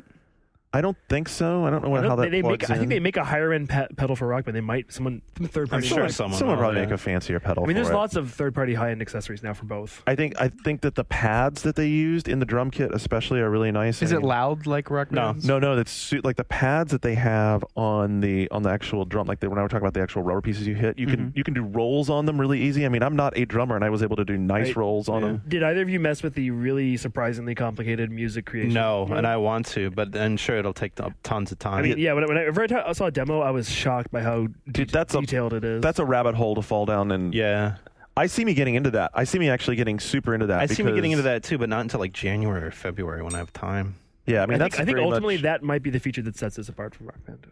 Well, I think for just people in who general, want more. in general, outside of the very creepy looking dudes singing on the screen during Guitar Hero, Fucking Bad Dream at Chuck E. Cheese again. really weird. I did see. Are they wearing clown makeup? I saw a screenshot of a level that was like a Tool song where they specifically made the graphics look like Tool art, and that's kind of cool. If they do more of that, get away from the hideous Guitar Hero characters and put cool art in the levels. It still doesn't look good. I'd say outside of that, though, that the Guitar Hero shows this like super high degree of polish. Like one of the things that just really stood out to me was like accidentally hit pause when I was going for star power. And when you're playing as a band, when you come back out of pause, instead of it just coming back immediately, it does like a 5-second countdown on screen, so everybody in the band can get ready to come back in. When you go and build, you're able to build set lists now. When you build your set list, when you start up your set, it loads all the songs into your set. So there's not like that loading next song. You just sit down. You want to play 3 songs. You want to play, what does it do, up to 6? I think we did 6. Yeah. I think 6 is the max set. If you want to do up to 6 songs, load up your 6 songs, sit down and play your 6 songs. It's really cool. But I'm significantly impressed with how much Guitar Hero has moved along. And I know there's a lot of people who are down on it, and I'm not endorsing Activision's approach, because I know that, corporately they've said we're going to make a lot more Guitar Hero SKUs. Yeah. And that still pisses me off. But this particular game, I do think looks really good. And then, if they keep milking it, then we'll yell at them about that down the road. But it is an emotional renaissance for me, going back to 2005. Yeah. What was the most fun song we played? What did you like the most? Fucking Patrick with Mars Volta. Oh God, that was entirely in Spanish. Dude, Mars Volta is some crazy guitar as well. It was crazy. I was awesome. playing the guitar part, and Patrick's just very wailing. abstract. Yeah, it's crazy, but it's so much fun. Oh my God, dude, Patrick was so. We had like 5 beers, but yeah, he was awesome singing in that. There's Steely Dan in there. Steely Dan was fantastic. I enjoyed the hell out of that. you did a good Stevie Nicks. Did you have a black cape You on? bastard. Was it Rhiannon? What was it? It was You Can Go Your Own Way. That's a good one. Nice. Yeah. And I had to sing the fucking top part in fault. I tried singing it low, and the thing was smart enough to realize that I was singing it like an octave down, so I actually had to We falsetto had some this good. shit. We had some good duets in Tokyo on the karaoke. We did have some We good did duets. an amazing Lithium. Remember that? It was good. We did? Yeah. Nice. You were there. Me and you. You don't remember? I saw an amazing picture of you recently with Jen Sao singing some karaoke. back in the day. Remember Yeah. we used to do that almost every Saturday night? Our place closed down. Yeah. USA Karaoke, R.I.P. Yeah. That's a bummer. Yeah. All right, but wow, we've covered a fuck ton of games. We have more. Are we done with games? I'm done. I'm done. I'm done. All right, so let me bust out the MMO shit here for a second, because one of the big things this week was the final reveal of the Old Republic, Oh, which God. is the old Star Wars generation that was brought out in KOTOR games, KOTOR 1 and 2. And finally, what we all knew to be true was that the Austin BioWare team is working on the MMO. It's a co-partnership between LucasArts and BioWare, which is now BioWare EA. And Highly controversial. So they had, Shane had some colorful comments about the first images of the game. I mean, you can judge the alpha images of an MMO Pre-alpha. and people have shown that usually these things end up looking a lot better when they're said and done. Okay. But my problem is with the character designs. They don't look cool. They look cartoony and foolish, and the lightsaber hilts are as big as big gulps. I saw some great I like photoshops. Thermos. Thermos? Looks like It's you're a going to thermos? get your work in Someone thermos. put a Coors Light can down there, which I thought was pretty awesome. Were the mountains blue? But Yes. It's ready to drink. Very few of the, Customized lightsabers like that. very few of the characters, either enemy or Everything looks hero, generic. It looks generic and a little cartoony and a little bit like Warcraft, and it reminds me of that Halo MMO art that we saw from that canceled game. And it just shows that because Blizzard fans will eat whatever's put in front of them, and they pretend that they like this art style, then now everyone thinks I think that every game should have that cartoony art style. Well, you kind of have to in MMOs, because Anthony made a good point. I think it was yesterday on the PC podcast. You kind of have to do that because I don't think Warcraft. so. I think you do, because in order to make this an MMO has to sustain itself over a generation That's right. of consoles. So you have to have an art style that stays consistent and doesn't date itself. I think the reference was Age of Conan. Already looks kind of old. I mean, I look at It's the Zelda argument. Totally. It's the cel-shaded Wind Zelda Waker. argument. Yeah. Well, so you know what? I would take a little twist on this argument. My twist on the argument would be that the art design is more important than the visual and graphic design, because especially with an MMO that you're doing on PC, you're going to dial back your requirements some because you want to have a broader audience. I mean, this is something that World of Warcraft has excelled at. World of Warcraft thrives on the quality of the conceptual art, of the style, versus the execution of it through a graphics engine. There are many graphics engines that look significantly better than World of Warcraft, but people enjoy the World of Warcraft experience because the art is very unified. And I think what Shane's saying about this, which I agree, looking at the screens I've seen, is that the art does not resonate. And I agree with that. and I would say the actual character art doesn't look nearly as good as the cartoony character art in World of Warcraft. Yes. But I would say exactly. in Star Wars, and people don't want the cartoony Star Wars, they want a slightly more realistic Star Wars. And I as agree with difficult as that it is too. to create for everyone to play, I think they should. See- There's still time to change it. They should change it. And I think they will, because if you mentioned that earlier MMOs, like I saw in one of the threads, someone posted early WoW screenshots and early Lineage Guild Guild Wars. Wars. and Guild the Wars difference, specifically. the gulf was just Oh, yeah. amazing. And I'm wondering why it's necessary to show stuff That's the this problem. early in an MMO. The whole event was just a mystery to me. The event was sort I of a think- mystery. They wouldn't talk about classes. They wouldn't talk about PvP. They wouldn't talk about any And the poor, obvious poor questions. Scooter live blogged for almost 3 hours straight. Yeah. My thing is, like, we always want to have access.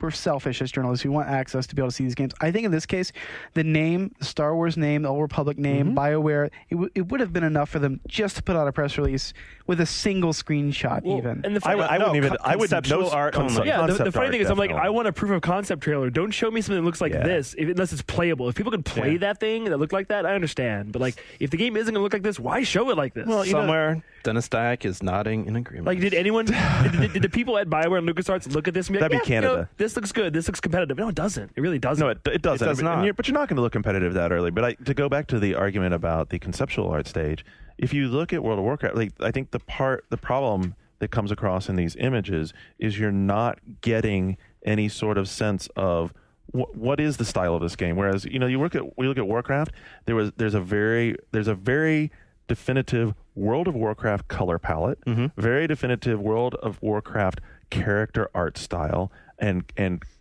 building and architectural art style. And in this, all you're getting is sci-fi, Clone Wars, Clone But it Wars, doesn't- not fully It Clone doesn't, Wars. yeah, because Clone Wars has like a some- stylized edge that this doesn't have. some Yeah. plain outdoor EverQuesty sort of it environment. just looks generic. It's not quite Tabula Rasa, but it's right it looks there. like Turkish Star Wars. It looks like a Turkish. like a Star Wars knockoff that's not Lucas. It's trying to emulate something. It's Bollywood. Yeah. Are you saying it's Bollywood? It's that's Bollywood. what I'm saying. I mean, Bollywood Star Wars. ultimately- But complaining about the art is moot, I think. 'cause It is. It's going to change Right. drastically. I mean, the other question is, But that's will one of this- the things we should have seen early. Is just concept art, not screenshots, Well- and stuff that would establish, like, in your head, a picture of what it would be like. There's also the problem of a precedent of a terrible Star Wars MMO already existing and being Well, remade once already. and they just said they're going to keep it going. They're going to keep both going at the same time. Well, that's that's partially Lucas's call, but isn't that partially also SOE's call? I mean, I guess. I guess the interesting thing is, like, the name change, though. Does that mean that, obviously there's you'll- no knights, no Well, Kniggets. Well, there obviously Well, they are, obviously from, are. from the art, but like one of the main problems with Star Wars Galaxies is that at a certain point, everyone was a Jedi, and the game broke down because of it. And I'm Well, that really, was the big back and forth they had. yeah, was, and I'm really how hard do you make I'm it to really become a curious. Jedi? Obviously it's really early in development. There's a lot of iteration to go. But I'm really interested to find out, what their plans are for that and how they're not going to repeat the same Right. mistakes. Well, not to pimp the PC podcast too much, but Anthony was at the event with Scooter, and Right. and he was saying that it wasn't until the writer of the game came in and described how they're treating, like, once you start the game, once you pick your class, the entire story of the game revolves around you as that class. It's not like you're in this world affecting events in the world. Like, everything revolves around you, which I think is That sounds interesting. good. And I'd like to know how they pull it off in a massively multiplayer game. that's the big question that everyone had. Like, how are you going to do that? They don't know. Oh, they didn't have an answer. They wouldn't. didn't have an answer Well, for they that, wouldn't almost talk anything. about any of that stuff. They don't want to tip their hand too early and let other games like rip them off. And Sure. beat them Right. to the market. So I hope that it works out for them. One of the things that also came out post press conference was that EA. And I'm trying to look up who they were speaking to here. Frank Gabot, he's the president of EA Games label, said that the EA is actually considering a console port of the game as well. So originally it was just announced as a PC game, but Electronic Arts is considering it as a potential console game. They're also considering a console port of Warhammer Online, which leads us to the next question I want to ask you guys. And this is, the short, we all know the short answer, and Dave already, like, when we were doing the pre-show in my office, he's like, well, that's going to be a short conversation. Does any other MMO matter in a world where World of Warcraft has another expansion pack coming this fall? Console or otherwise? I was thinking of trying to think of an analogy earlier, Well- and I think the best one I could think of is that the NFL is so immensely popular, and every time the World Cup comes around, every 4 years, people in America like, is this the year that soccer finally takes over in America? Right. And no, it's not. But there is a contingent of people that will still watch soccer. Sure. You have the NFL versus like Major League Soccer, the MLS. They build their stadiums like smaller. They set Right. their expectations lower, but they build their financial like goals around that. So you don't have to have millions and millions and millions if Right, you do it right. and I wonder. Some MMOs have tried to, emulate. You look at Lord of the Rings Online; they've definitely taken a lot of pages out of WoW's book, and they've had some modicum of success. And you also have other MMOs like Tabula Rasa, which have done some stuff at least seemingly different from WoW. And I'm wondering, like, I don't think you can just do WoW, and you can't do it better. Right. You're going to have to be able to do something substantially different, offer a different experience that is just more compelling for people out there. And I don't know. I don't think anyone right now has that. Yeah, I doubt any PC MMO will oust WoW until Blizzard does it themselves. But does a console even Well, matter? let me get to there. But like, I think if a PC publisher were to create a game as good as WoW that is free to play, that has a chance. It hasn't happened yet. Free to play, though. Completely So free like to the play. Battlefield Heroes equivalent of an MMO. Something like that. But I do believe that because WoW will never come out for consoles, I think we can all agree for that. Yeah, I think then that Blizzard's leaves- been that leaves- pretty crystal That clear leaves about that. tens and millions of consumers who have probably never played an MMO who could very well enjoy playing an MMO. And I think the console market is ripe for MMOs, and Right. we'll see them in the next 3 years. I was recently at BlizzCon. We were talking to some of the guys from Blizzard, and we were asking, off the record, basically kind of what, why don't you put WoW on a console or other games on a console? Right. And like the flippant answer, but I think it speaks volumes, is why would we want to make $10 less on every copy we sell on a console? What's $10 less? Because of the royalty. Licensing. Because of the licensing licensing they have royalties. to turn in. Yeah. And because they're in a great position with what they're selling. Well, right now. yeah, I mean- they have little motivation to do that. Very Blizzard, little especially more than most. I mean, they have a higher GDP than like 70 other countries in the world. I'm not exaggerating. They listed that number Yeah. during the opening ceremony. No, it's absurd. Frankly, I'm really surprised that we aren't seeing more. The fact that there is no MMO besides Final Fantasy 11 on 360, that doesn't really count. I mean, I guess. Well, it counts, but I mean, Yeah. my point though is that in a couple of weeks we're going to get Wrath of the Lich King, and I have a feeling from the momentum that started to gather just over the patching, just over the 3.02 patch for WoW leading into this new expansion, And now all the world events are starting to. and the world events are starting back up, and suddenly, frickin' 4 years now? Is it really 4 years? 2004 to 2008. 4 years later, the fucking hurricane of WoW is gathering again. It's stronger than it's ever been. And it's stronger than it's ever been. And I just, I've sat here and watched us have listened to us have conversations about, maybe it's going to be Age of Conan that comes along. And then, Age of Conan will be fun, but then it'll be Warhammer. I mean, does these anybody- games, but- despite their big signups at the beginning, are drops in the ocean. Yeah, did any of us really believe they were going to beat it? It's Blizzard, and I say, I think there were people who did. but like Blizzard is very special. I mean, they're even more special than Valve, and like there's no change. Well, and they're in a position now where like their games, they can just iterate and iterate and iterate and iterate, so that every little part of the game is just fun. And that's why we play games to begin with. And the fact that they're able to do that better than most, and they're in a position that's better than anyone else, where they can take their time. They're like in a Nintendo style position. Yeah. They really are. and That's a really interesting comparison. Well, yeah, because they're like their own little universe. Yep. and Yeah, so, and like the rest of the world doesn't matter. It doesn't the affect. fact that they have like 50,000 people show up for a convention for Amazing. ostensibly 3 games, And 3 on franchises. pay-per-view Yeah. for a convention for 16 hours. Which DirecTV reran, and they sent me a note, and as a DirecTV subscriber, for $40 you can watch the 16 hours in high definition. 16 hours of coverage we I mean, have. if a publisher, if a multi-platform publisher like an EA or Ubisoft was really, really smart, they would try their damnedest to make a really good MMO Yeah. across every platform, every console, portable platform, and try to rake in the dough. And no one's doing that. I mean, it's really hard. It's really ambitious. So how would they do that? Ubisoft would probably do something with Clancy. They're already making Right. Well, they're making motion well, there's towards been- that. There have they're been talking about rumors- bringing the whole Yeah. universe Yeah. together of Clancy stuff. Yeah, I mean, it's just incredibly ambitious. We haven't seen that. But I think one of the key things is the fact that before an MMO can drop off, they have to reach a peak user base, and WoW still hasn't. 4 years later, still doesn't hit their peak user Oh, base. and- Still growing every month. And, they do really excellent job like localizing it for different countries. Yeah. So yeah. It's interesting because the EverQuest guys will tell you that they've done a good job. I mean, they've been eclipsed significantly. There is a progression here. I mean, originally there was Ultima Online. EverQuest eclipsed them, and EverQuest is into their 20th expansion.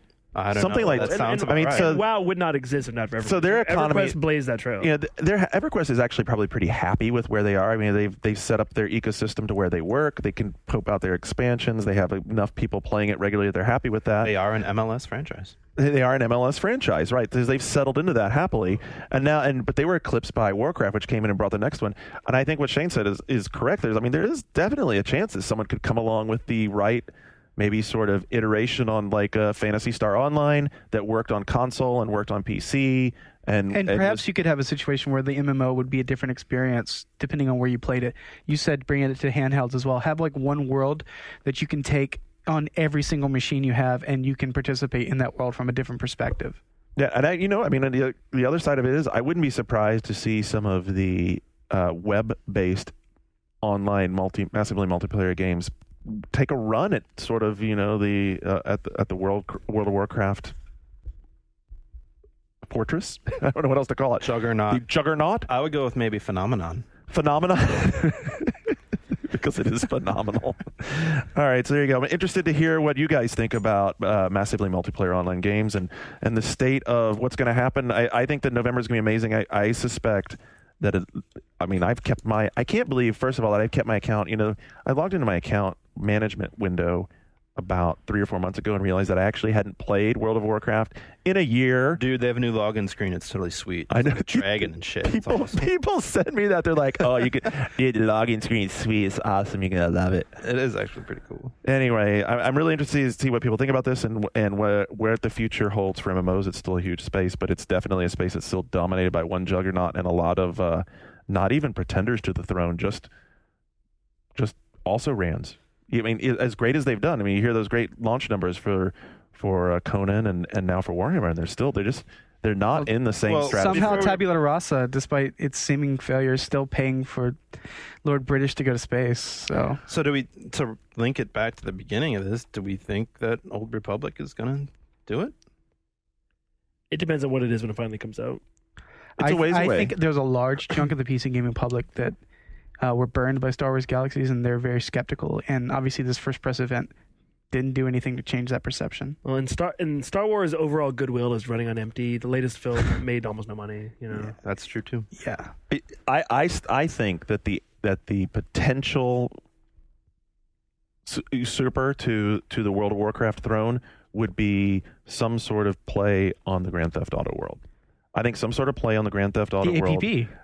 I think that if APB or Grand Theft Auto. or Grand, I think it would have to be to be more accurate. Grand Theft Auto. Grand Theft Auto, because it's the same thing. That APB will turn into Grand Theft Auto Online. I mean, here you had World of Warcraft, which was a Warcraft universe, which was built over Warcraft 1, Warcraft 2, Warcraft 3, the expansion packs to go that this rich universe that they'd built up, and then they said, okay, you guys all love this universe. Now we're going to build this MMO in it, and we have Liberty City, we have Vice City, we've been back to Liberty City. Imagine linking again. all those cities together and coming up with new cities. And then countryside in between. And if you did that, and you did it on console and PC, that could be the World of Warcraft killer. Yeah. I'm not saying it's going to happen tomorrow, but 3 years from now, something like that could be the next. I think the experiments that they're going to do with the DLC will be testing grounds maybe for that. I really think so too. All right, there you go. Stick around. When we come back in just a minute, we're going to hit the news. We'll be right back.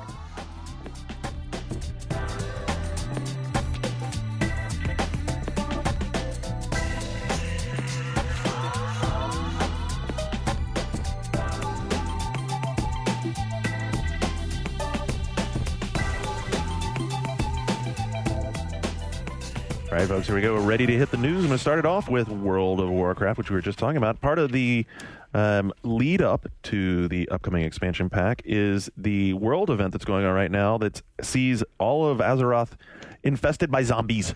I can't wait to try this. Matt Chandronnet has a really good blog about it because he played it last night. Okay, so first of all, here's the deal. Evidently, the Booty Bay, and are there any other areas that have the crate, or is there? I think it's just Booty Bay. Well, you can encounter any zombie. Like there are packs. Yeah, but the of origin. undead. The origin- Yeah, the origin's Booty Bay. Okay, so the origin are some infected crates. They're in Booty Bay. If you looted them, then you got a disease that if it was not cured within 10 minutes, which the Argent Dawn could cure for you, you turned into a zombie. It took over all of your skills and abilities, turned you into a zombie, and you could infect everybody, NPCs, and other players. That's throughout the game. best part. Even like same faction.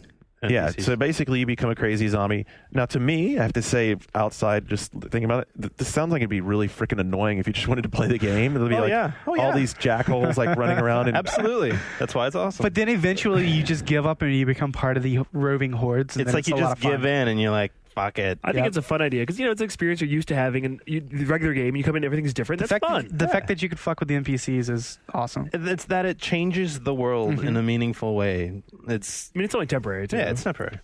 But it's also like related to something in Lich King, I think. So evidently it's completely build up. it's completely related to that. I think the really bizarre thing is that Rockstar is announcing like basically the exact same thing happening in GTA 4 with zombies in the online game. Maybe the Microsoft DLC for this fall is Wrath of the Lich King, Liberty City. Well, we were talking. We were talking. With Ryan O'Donnell and Matt and Chandra earlier today. We were talking about like how amazing would it be if DLC was GTA 28 Days Later.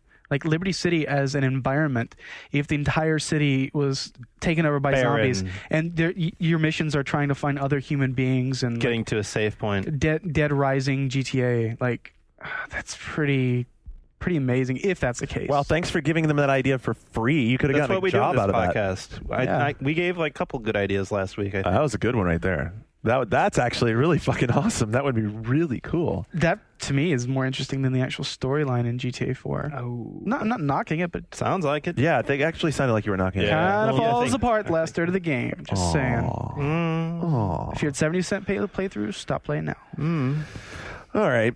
In other breaking news, like you guys were making fun of me for having this on here, but I don't know. It's kind of interesting to me. According to a survey that was on VentureBeat, the second most popular genre now in gaming are music games. I think it's a big deal because sports. It says here, Action games number one. Genre more sports. Music more popular than sports, and that's a big deal because for many years, sports is like this bellwether. There's always sports games, and I remember when Guitar Hero first came out, we were all like, "This isn't going to be big. It's a niche product." But I think it makes sense because whereas sports games seemingly are getting more and more complex, more and more hardcore, more and more niche. Music games are opening up and making they're getting easier. Hi, Wii Music. But also they're getting more. definitely They're not also on getting more music hardcore with Guitar Hero's music making. That's true. But that's a side experience. You can still have fun with the basic game without even doing that. Right. Garnet, what were you accusing me of feeling about Wii Music? Oh, you're on the hate train. You don't like it. No, I'm not. I'm not hating on it. I think it's actually a really valuable product for children. I really do, because like more and more school music programs are being cut, and That's an excellent point. This is a way for kids to like try out 40 different virtual instruments, see what they're into. They can get Wii Fit and Wii Music. Like seriously, a 5-year-old, who might have been handed a cowbell in my class in fifth or grade, recorder. They won't be that. What doesn't happen anymore? It really doesn't. So like this may be many kids' first entry into the world. All right, okay, I'll buy into that. The sports, I think the angle here. I mean, as we've watched music games get more and more popular, it doesn't come as a surprise to hear that music games are as popular as they are. What is interesting is to watch the decline of sports, because it's become very much, again, a marketplace of just the sport of the real game, or just the game of the real sport. There's not like what's happened to stuff like I'll use the Midway example. The Midway has announced last week that amongst all their financial difficulties that they've canceled some franchises. The ESPN sports blog has a rumor that one of them is NBA Ballers, and then this talks to and the EA has also been talking about what they're doing with the Street franchises. Street, yeah. They're unplugging Street. What's happening to sports? I don't know. It's weird. I was thinking the other day, totally before this stuff happened, thinking like, where's NBA Hang Time? Where's Showtime or Jam? It's all disappearing. It's been a long time, and I really love those games because they're so well I done. think 2K, they have a series that does it so right. Is the Bigs? Yeah. It's just pick up and play fun. I mean, I was recently playing Blitz the League 2, and it's so frustrating because it's so freaking complicated. Which sucks because Blitz was like one of the first, along with Showtime and Jam, to be and last year we went to California Extreme, all these amazing old school arcade games. What did we end up playing the most? It was NFL Blitz. Dude, we played the shit out of Blitz. I think if they're smart, they would maybe rethink what they're doing with sports games and make arcadey sports games for Xbox Live Arcade, PSN. Yes, right. Put them in place so it's not a $60 game, but you're getting a fun, fleeting experience. The problem specifically with football is the rights. EA owns it's exclusive. Lock, stock, baseball. Other than 2K owns the rights to pretty much all of that. But basketball, NFL Street never lived up. I mean, NFL Street got Yeah. progressively worse from the first release. I'm It is- not even counting FIFA that. Street would suck too. I mean, just like arcade sports games aren't necessarily good. But You know? but NBA Street 3. NBA Street That 2. was home court. Well, home court. That's what I'm thinking. Home court was court was fantastic. great. Street 2 was good. Like they really got that baller that baller was that's a Midway franchise, but they got that street ball vibe down. They had a really fun game. It was cool to play. It had an interesting style to it. Why is all that going away? Why are we getting back? Why are we getting to this point where either it's a simulation of the real game or it doesn't work? I think an NBA Showtime with updated people, because you get Dirk and you get Nash and you get Michael Redd and Chris Paul and all these new guys who have never been in that game. Put it on live, put it on PSN. It would sell a lot, I think. Maybe Tecmo Bowl is going to work. I mean, that's the other one. That could definitely work. I've What do you been think? playing. I've been playing that, and I liked it a lot. It's not perfect, but it definitely recaptures that. It's the same game, basically. And I liked it a lot. I mean, I think a game like that can totally work on downloadable. I'd love to see someone also take a risk with something And we know there's an RBI baseball in the works for XBLA. that could be David cool. Ortiz is working on It doesn't all have to be hardcore stuff, and it doesn't even have to be street ball. I mean, who doesn't have fond memories that played it of Mutant League Football? Mutant League Football was freaking awesome. How come no one does anything like that And anymore? in Japan, the Super Deformed baseball games, there's two different. Namco has one. Konami. Yeah. Yeah, they're those are huge. They do great. It's huge. Why do they we not? come out here too? Yeah, Power Pro is Power good. Pro, yeah. Power Pro is good, but it's also Complicated. deceptively hardcore. Yeah. Right, And but see, I mean, think that's where they get it wrong. You have to keep it simple. It's got to be easy to pick up and play and have fun, I think. Well, I mean, I think it depends on the marketplace. Like super deformed characters with a hardcore baseball game for Japan makes perfect sense. Mutant League Football with aliens for wide receivers and trolls for blocking backs makes sense for for a Western sort of. Well, I have Celebrity Sports Showdown. Yes. You'll see that on Broken Pixels soon. Awesome. It's straight to Broken Pixels. Straight to the That's kind of That scary. should get its own badge, straight to Broken Pixels. and to me, this year, I mean, Fight Night was a huge success for EA. Right. And this year, you know what wasn't? Facebreaker. I believe it Wow. sold 52,000 combined copies. total 50,000. and on top of that, you had Don King's Prize Fighter, which was a game that was rushed to market. It was rushed. Is that a testament to the waning of boxing versus MMA? I think, maybe, but I think Fight Night, round 4, is still going to be an incredible. MMA? Yeah, Mixed martial arts. Oh, okay. UFC kind of stuff. The UFC thing, okay. I don't think so. I think boxing as a sport has been on decline for years and years and years. But I think if you put a good looking game out there that's fun to play and interesting to play, like Fight Night did so well, I think Punch people Out? will play it. Or I was going to say Punch Well, Out. yeah, you have the new Punch Out and I for gotta Wii, say, which looks incredible. The minute Facebreaker was announced, I forgot who was defending it. I think it was you, someone on this podcast. I was don't super think I hater, was. and I was like, it looks like crap. No one's going to buy it. It doesn't look like a next gen game. Some of the character models were taken straight out of Rock Band. It doesn't look like it's worth $60, and of course, nobody bought it. And that's the problem. I could have told EA the second they showed me the game, no one's going to buy your game, for real. Well, I mean, we're going to talk about Midway here in just a second, but I mean, I want to go back to Ready to Rumble, too. Ready to Rumble was a fun franchise. I mean, at least... Facebreaker kind of is Ready to Rumble. But by the time of Ready to Rumble 2, its had already goodwill had fallen already apart. run out. Yeah, 'Cause it's just a definitely. gimmick game. And And it was a caught gimmick game. It caught a lot of launch attention for Dreamcast, I think. right. So, I mean, I agree. you know what? I Launch could see that. I goggles. mean, so do I have the same goggles on for a Hydro Thunder? Because I remember playing Hydro Thunder on my Dreamcast thing, and wow, that was a blast. It's sad because the problem with Midway's franchises, we're already getting into Yeah, well, I'm just Midway moving falling on. We're moving apart, on but, most of their franchises aren't easy to update to a real $60 next gen game without tons of development costs. So I think Right. maybe they should, Or twisting it like Mortal Kombat Yeah. versus DC. which is smart. But I think a lot of their franchise we're talking about, they should make into downloadable games. I really do. Well, that would definitely be a road for them. I mean, they're facing some very difficult times. So I have a story that I was working on this week where I spoke to their director of corporate communications because they've had a lot of what the financial sector calls dark clouds around them lately. Last week they announced that they had come to agreement with two of their licensing partners to discontinue development in the future of franchises. We don't know what those are. We probably won't know until they come out of their SEC mandated dark period. They're doing their financial reveal in the first week of November. Behind this week, this all, though, but before you even get to Midway Games, Sumner Redstone, who owns Viacom, who owns Midway, and he also is holding a bunch of the debt for Midway. right? He's personally lost almost 50% of his value in the last 6 months. He's down from $6 billion to $3 billion. Yeah. And Midway has lost 67% of his value in the last Yep. year. So the guy who's in charge of all this, he's in trouble. Yeah, I mean, there's definite difficulty there, and Midway this week, and admittedly, the stock market across the board is down, but Midway, as of yesterday, is trading under $1 a share. I mean, that's a pretty scary number. That was the Atari situation for a long time. That's Right. You're getting in danger of being delisted at that Right. point. You're That's a in- death knell. You're in serious straits there. So one of the things we talked about was, so first of all, those franchises were things that they felt like were last gen. Like, of course, now we've heard that one of them might be NBA Ballers. I think that probably, I mean, I don't know what other licensing agreements did Midway have. Ready to Rumble wasn't licensed, so I don't think that would be something. One of the things I thought maybe Spy Hunter. Spy Hunter. Because Spy Hunter went movie, so it had, a bunch of money licensed behind it. The last game got dumped. And it was pretty bad. So I think maybe that was something they cut. I think that, if they're looking for stuff to bring back, so how come they've never done a sequel to PsyOps? PsyOps was pretty favorably received. It was a That good team game. went on to make Stranglehold, which probably lost a lot of money. Yeah. And they, that was another big license. And they lost a lot of money on the Snoop Dogg game they were making that they canceled. Yeah. That wasn't cheap. That didn't really work out so well for them. And now so. they have like This Is Vegas, and they have that other open world game. It's just like good So luck. what other third party of their stature should they be emulating? Like Capcom, maybe?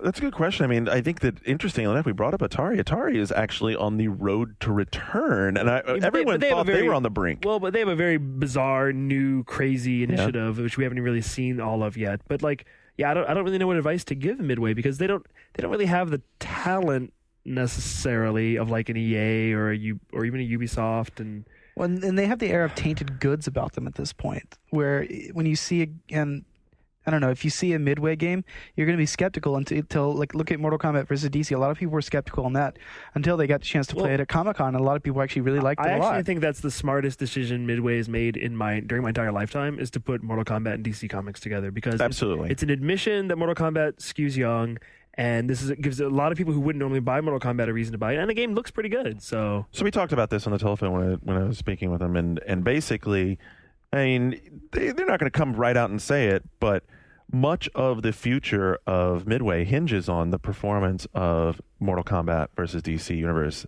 this fall. And then it's actually a uniquely well-positioned title to handle that, because not only does it bring the DC Universe guys in, but by virtue of bringing the DC Universe guys in, they have a perfect excuse for not being M-rated this time out. Right. They're teen-rated. And teen-rated means that when mom and dad go to Walmart to buy games, it's going to be much easier for them to pick up Mortal Kombat, because they can see the teen rating. They say, oh, it's teen-rated. It's got Wonder Woman in it. Oh, okay, this will be okay for Johnny. I can buy this. Yeah.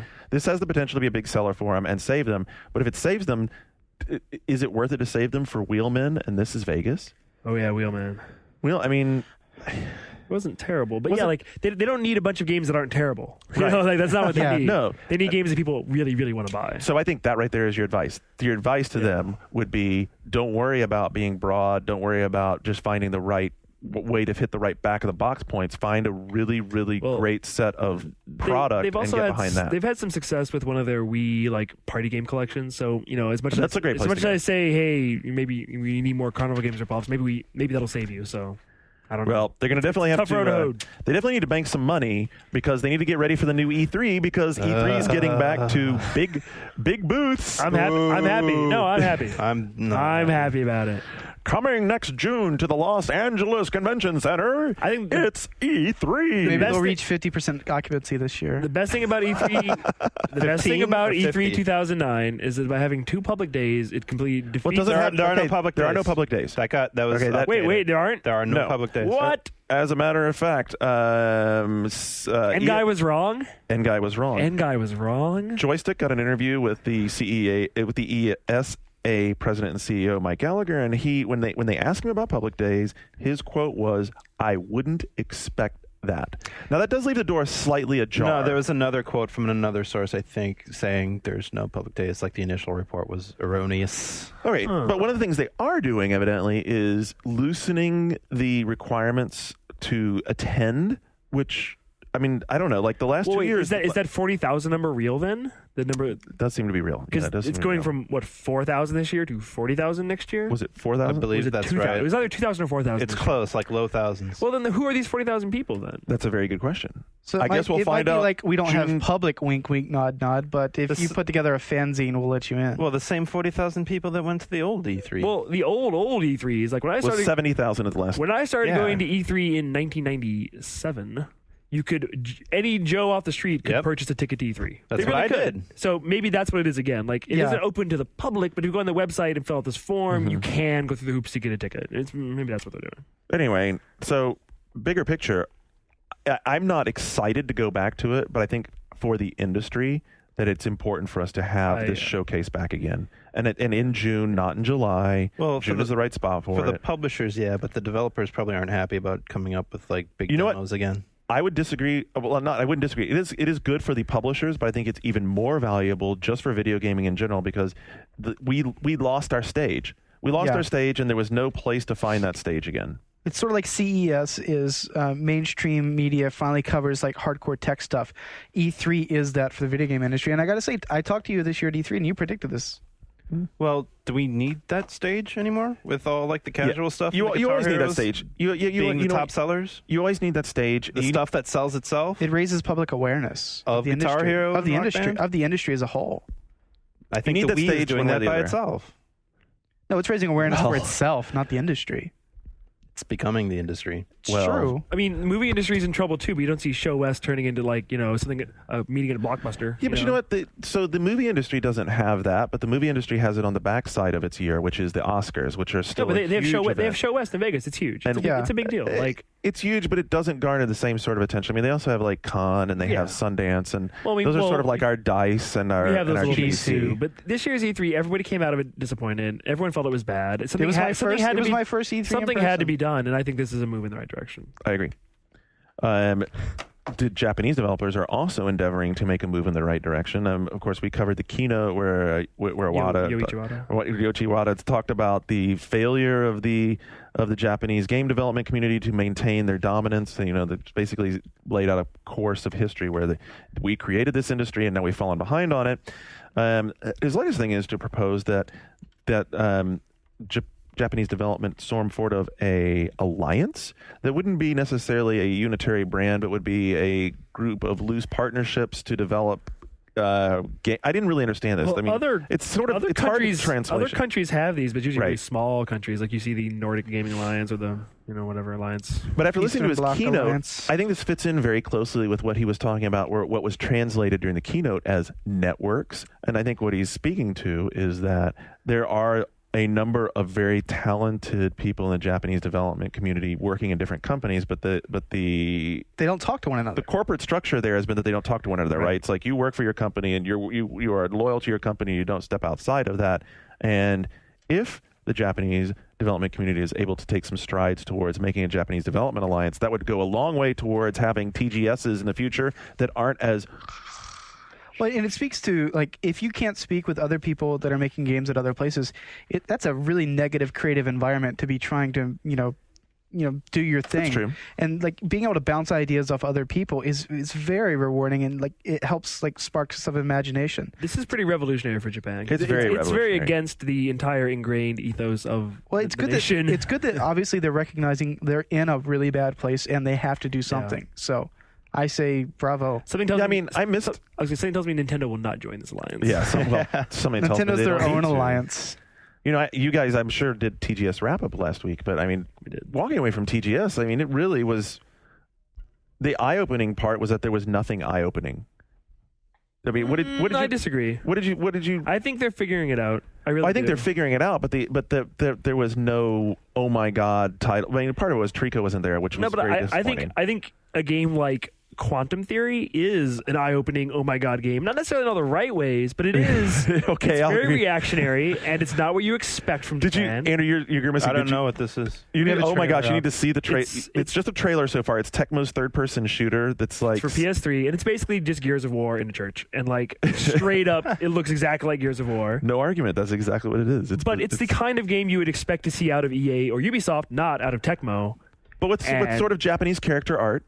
Kind of. Kind Marcus of. Phoenix with, like, anime armor. But Right. no, but I think that game... Midriff bearing Marcus Phoenix. That game is indicative Watch the trailer. of Japan changing its tune a little bit. And, like, the kind of deals that Square Enix has gone into with Microsoft and these exclusives is showing their willingness to change and to do things differently. I think Japan is slowly figuring it out, but again, slowly. So how do you think Miyamoto would respond to Quantum Theory? Because he's been out promoting Wii Music, of course, and in speaking to Channel 4 on the UK television, this comes from Develop magazine, he said that, quote, "I'm concerned that many developers focus on excessive violence in order to stimulate people's minds. This sounds like a quote from Miyamoto like 3 years ago and 5 years ago and 7 years ago. It's not a new tune. This No. is true. He would rather you play Wii Music or go gardening. Yeah. So, so what would his take then? As a guy who's a father, this guy who's been like not only a father in a family, but a father of Japanese game development. How do you think he feels to see something like Quantum Theory being the new envelope? Well, it's kind of like too bad. Like the industry has gotten so wide and diverse. There's Like, room for there's both. room for both. Yeah, I mean, The Wii is proving Miyamoto this. and Nintendo exist in their own magical bubble, and like I'm sure he doesn't even know what that game is or give a shit. Nintendo is Disney at this point. They are, yeah. They are an industry unto themselves. That's an interesting point. I mean, would Miyamoto like okay Quantum Theory as a Wii game? Sure, because they don't care about the quality of third-party games as long as Nintendo gets their royalties. Ouch! It's true. Wow, it's kind of that doesn't fit into the Disney model. That's true. They did make Pirates of the Caribbean 2 and 3. Hey, Oh, I enjoyed those films. Didn't Disney own Miramax? Yeah, they did. That's true. That's there it is. I remember. What? Yeah, I remember when Disney made what was that movie 10 years ago? You remember? It's Oh. about like a Georgia senator who slept with a hooker. And it was like the first R-rated movie that Miramax ever put out, and it Really? was very controversial. I forget what it's called. It was like 1992. Anyway, So familiar. All right. So when we were talking about Midway, one of the people you brought up as an example of what to do with your third-party publishing group is Capcom. And Capcom obviously is doing several things right. One of the rewards of that is that they're going to be the first third-party publisher on the PlayStation Network to get their own branded storefront. So this will be coming in an upcoming update where when you go into the PlayStation Network for the Capcom store, you'll be able to see not a PlayStation Network experience, but it'll basically be Capcom products. It's the Capcom store. I'm going to make a prediction. This will be on 360 within This is the 3 or 4 future. months. This is the Because future. if you go on the video marketplace, you can look by network and studio. They're going to do the exact same thing Yeah. for the game marketplace. I think it's smart. I think everyone is going to do it everywhere. and the new Xbox experience is set up perfectly. This for is like merchandising for online. I also Yeah. like this because it makes it easy for me to not go and buy the shitty new DLC for Mega Man 9 that makes it even worse. How does it make it worse? Something it the called Proto Man? Something called Fake Man. Fake Man, yeah, I Fake saw Man. that. Like, What? can you make any worse bosses? Oh yeah, you can. His name is Fake Man. Thanks, Mega Man 9. You suck. What? Yeah. Don't ask me, dude. I'm not a Mega Man guy. It's my hate letter to Mega Man 9. I will have to Google this. Fake Man. It's your hate of Fake the Man. week. He's $1. Fake man. Fake Man. He's $1. It's real. Fighter Fake man of is the real real. Fake Man is real shitty. You know what Champion Master of of the the- truth. You know what else you're going to be able to pick up online for a couple of virtual Is it bucks? worse than Fake Man? It might. It depends on your take on David Hasselhoff because he's going Huffman. to be in pain. Yes, that's Master right. of I think he was kids, already man. in pain, laying on the floor eating a burger. Do I want to beat the hell out of David Hasselhoff? Yes, sign me up. You know, I didn't think you'd come up with any worse DLC, but wait, Pain actually has worse DLC. Pain is like fucking piecemeal. I don't even know how to buy that game. It's like 100 downloads. It costs like $100. Fuck that game. But well, if you get it, you should definitely get David Hasselhoff because on Who top doesn't of look that. anything like David Hasselhoff? Well, and he also recorded a cover of Culture Club's "Do You Really Want to Hurt Me" Oh. to go into pain. Is it better than day Hooked on one a Feeling video? Day You ever one. see that? this is like Day fucking one. I will say this is like Silver Age Hasselhoff. Look, it's like 1982 era Hasselhoff. Oh, This that's is like good Hasselhoff stuff. when he was in that cheerleading movie back in like pre Revenge of the Cheerleaders. Yes. We saw that at a midnight movie showing. Well, I'm kind of scared for you Revenge of the- guys. But something you guys need to YouTube right now as you're listening to this Hooked is on a Feeling. David Hasselhoff Hooked on a Feeling video. It's amazing. Eskimo fish biting. I would dare say it's phenomenal. Day one. And as Skip just suggested, if you would like to see David Hasselhoff Naked in the shower. full frontal nudity, frontal. it's no. Yeah. David No. and his Hasselhoff. it is Oh. among my favorite films of all time. Revenge. For that reason? Revenge of the Cheerleaders. No, for lots of reasons. Wait, didn't Mark have that? I have that. Yeah, Shane has okay. I have that. Also The Van. Also That's very good. Another good one. Moving right along. Wow, I'm stunned momentarily. Also coming up on the PlayStation Network will be the finally the patch for Pixel Junk Monsters. Everyone else is going to be like we didn't cover it first. I think it's funny that when Steve Watts wrote this up for us, he included all the other stuff because people want what do they want? They want trophies. It's all about the trophies, and I kind of like what Q Games did here. Instead, because they realized they couldn't do retroactive trophies. So what they have doing are challenge levels. Yeah. And then you go and play the challenge levels. So it like remixes the old game. Like get it remixes trophies the old for that. game. And if you want trophies, everybody starts from the same spot. You want to get trophies, you go play the challenge levels, the trophy levels, and you earn the trophies by playing those levels. I think that's pretty cool. Yeah. It also gives you custom soundtracks. It also remixes some of the tower abilities, but I think the trophies are what people can be into, right? Yeah. Sure. If you care about trophies. Do you care about trophies? No. No, not at all. I don't either.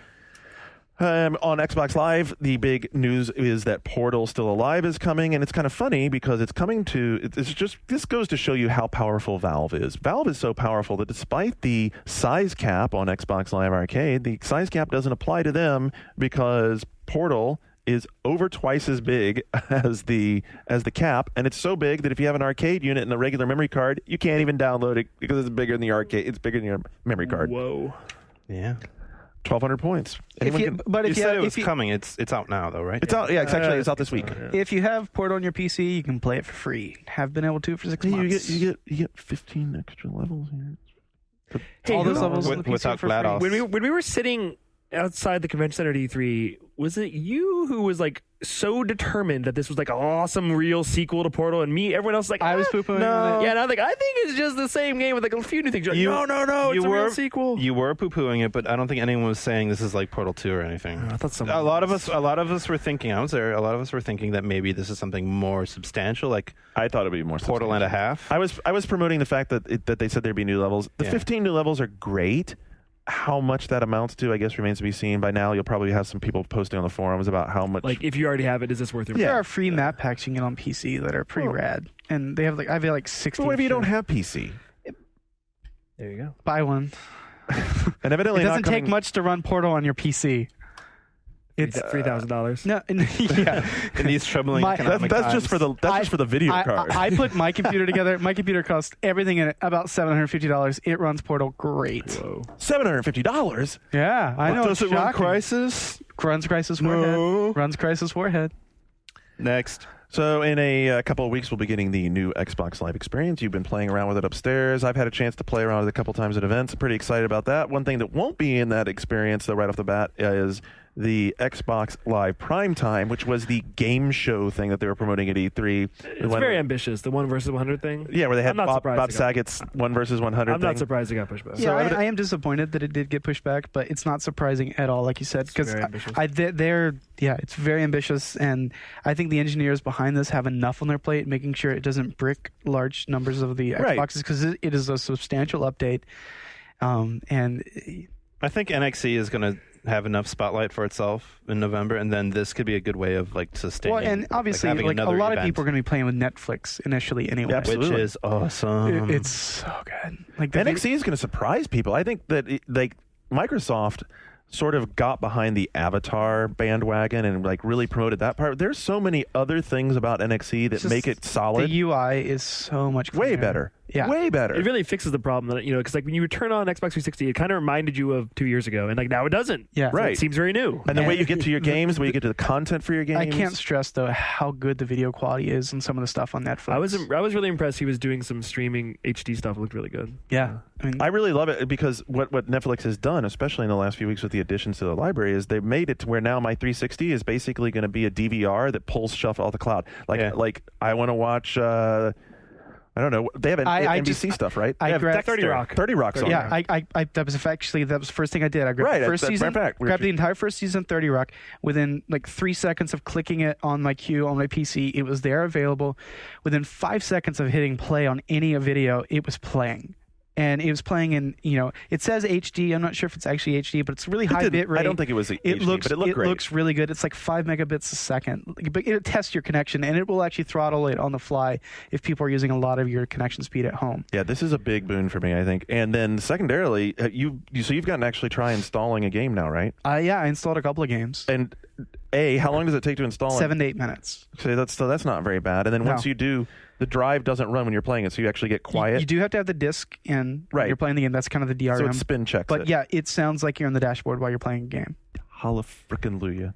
And Seriously. I haven't noticed like performance enhancements or anything, but I think that's something we're going to do. Is we're going to do like test that out and Run it through the One Up Game Videos lab. We'll get back to you. Game Video Lab report. I would think some loading time should be better. I think for early games, like launch games, I think they've said will benefit the most from this. But you do need a big hard drive because, it's like 7 to 8 gigabytes for every one. So if you got an elite hard drive, go to town. By the way, those are DVDs. DVDs, they may not be as big Blu-ray, but there is quite a bit of data on them. Yeah. Also coming with the update will be the new Community Games channel, which is a channel all of its own. So we'll finally be able to both have people who join the Creators Club getting their stuff out there finally for sale, and we'll be able to start sampling some of that stuff. You guys excited about that? We're going to see Kathleen next week. Yeah, we're going to do an interview with her for 1UP FM about the whole Community Games thing. I think this has been under the radar much more so than it should be, because I know it was hot at GDC, and then it cooled off. At E3, they let people download and play games. And at PAX they had some new games. Yeah, I think they've been showing these games. No, but I'm just saying, like, for the general gaming public, I think it's been more underwhelming, much more so than Little Big Planet. Well, they're so different. I agree. They are really different, but the possibilities of this are pretty dramatic if people are making the games, and it has to be profitable for people to make the games and to continue making them. It has to be profitable for hobbyists. Well, I don't think so. For hobbyists, this is something you can jump into and just play around with. I think it's more for aspiring game creators in a way that Little Big Planet is for everyone. This is for people who this gives them a new Little Big venue. Planet is like entry level, and then this is like the get noticed. Like this isn't for like the average end user. Really. It's like I'm taking courses in college with some buddies, and we want to do something. Well, it's also, I mean, the community aspect of it is you might be really good at coming up with a story, but don't know anything about programming. You can meet programmers on like the community forums and like hook up and have a team, and that's exciting. Make a game. I think it's so interesting. I hope it does what they think it will. About a week ago, we had a story coming out of I think it was a reader in Japan that clued us into this, that they had been at their local game store. Yep. I know this guy personally. Okay, so do you want to tell the story then? Go ahead. Yeah, he's a huge Gears of War fan. He's part of the Gears of War fan site, Gearheads. It's run by Cliff's brother, Tyler. Great, really tight-knit group of guys, and he's went to pre-order it recently. He wanted to get limited edition, and it wasn't available for pre-order. No record whatsoever at the retailer. No record of Gears at all. It wasn't at TGS in any form. Right, and he got like 360 catalogs. They were catalogs where they had the original Gears listed prominently, no Gears 2 listed. We ran the story earlier this week based on this. We were getting no comment from... Obviously, we weren't getting any comment from Microsoft. Edge Online finally got the comment, and the comment was, "We can confirm that Gears of War 2 will not be available in Germany or Japan indefinitely." Yeah, well, the Germany thing isn't surprising. Yeah, Germany, they refused. However, Japan is really shocking. The original had a Z rating, which is kind of the highest rating. If you get a Z rating in Japan, you can't advertise in magazines and you can't advertise on TV. But despite having that rating, the original Gears did okay for a 360 It sold 30,000 units, which is really pretty good in Japan. Especially at that point in time. But, I think if they wanted to release it in Japan, they probably shouldn't spend the money to localize it. And a lot of American games have come out there with no localization. Right. But I think it's still worthwhile. You're going to be able... You know what? But you can import it and play it on your Japanese. No, you can't. They're region locked. Region locked. I mean, some games aren't, but the average game is. I'm going to turn this around. I don't think you don't think Gears 2 is region locked? I do not think Gears 2 is going to be region locked. That'd be pretty big, then. Well, so maybe that's the way they're going to approach it. But I'll tell you this: I'm going to turn it around the other way and say that I think this is maybe Microsoft starting to maybe get the Japanese market a little bit, because they have a little bit of momentum right now, and that little bit of momentum a lot of momentum right now. Let's not over exaggerate. For them, things. It's a lot of momentum. For them, it's a lot, but I mean, in the big scheme of things, it's not that huge amount of momentum. But it's based on the fact that they've really bought into this culture of, we're going to build these great Japanese role-playing game partnerships with these developers. They've had Tales of Vesperia, so now they have Infinite coming. They have Infinite's out and not so good. Infinite on Discovery, yeah. I know it didn't look that great. Vastly overrated by everybody except for me. But no, what about Star Ocean 4 is a huge deal. Star Ocean looked fantastic. Yeah. I thought it looked really great when I was there. But I don't understand your reasoning of not releasing Gears. Because Gears throws the light back on the fact that they're a Western-based developer. Yeah, but Grand Theft Auto 4 is coming out in a few weeks, and it's a big deal in Japan. Grand Theft Auto 4 is not a Microsoft exclusive. What does it matter? Like you're saying, Gears isn't palatable to anybody. There's already 30,000 people who. Garnet's talking corporate identity. I'm talking about corporate identity. I'm saying they're sort of moving the bar towards, they're not just Microsoft, the American game developer, they're Microsoft, the console manufacturer. It's kind of a similar problem with like Nintendo having like hardcore versus casual games. Like you have one segment of fans thinking one thing, and then another segment thinking another. And I'm just throwing it out there as honestly, I think it's just a understanding. dollars and cents thing. I just don't think they thought it was worth the money they'd have to spend to bring it over there. What money are you spending? That's where that falls apart. I think dollars and cents wise, they just do it and they sell enough. Why didn't EA do that with Madden? Yeah, Madden. They put Madden out there They put up man with there nothing, nothing. no Japanese. Yeah, that's why I'm saying the got $1 argument doesn't work because just enough expats will buy it that they could probably. I mean, the other thing is Float some money on maybe it. they are planning on doing a full localization. It's just going to take a long time. That's the other possibility. No, all right, no. I don't know. Maybe It's not being localized for Japan. Maybe the Japanese market could get it from the black market that's being fueled by this Technicolor. One of yours does not endorse piracy of any sort.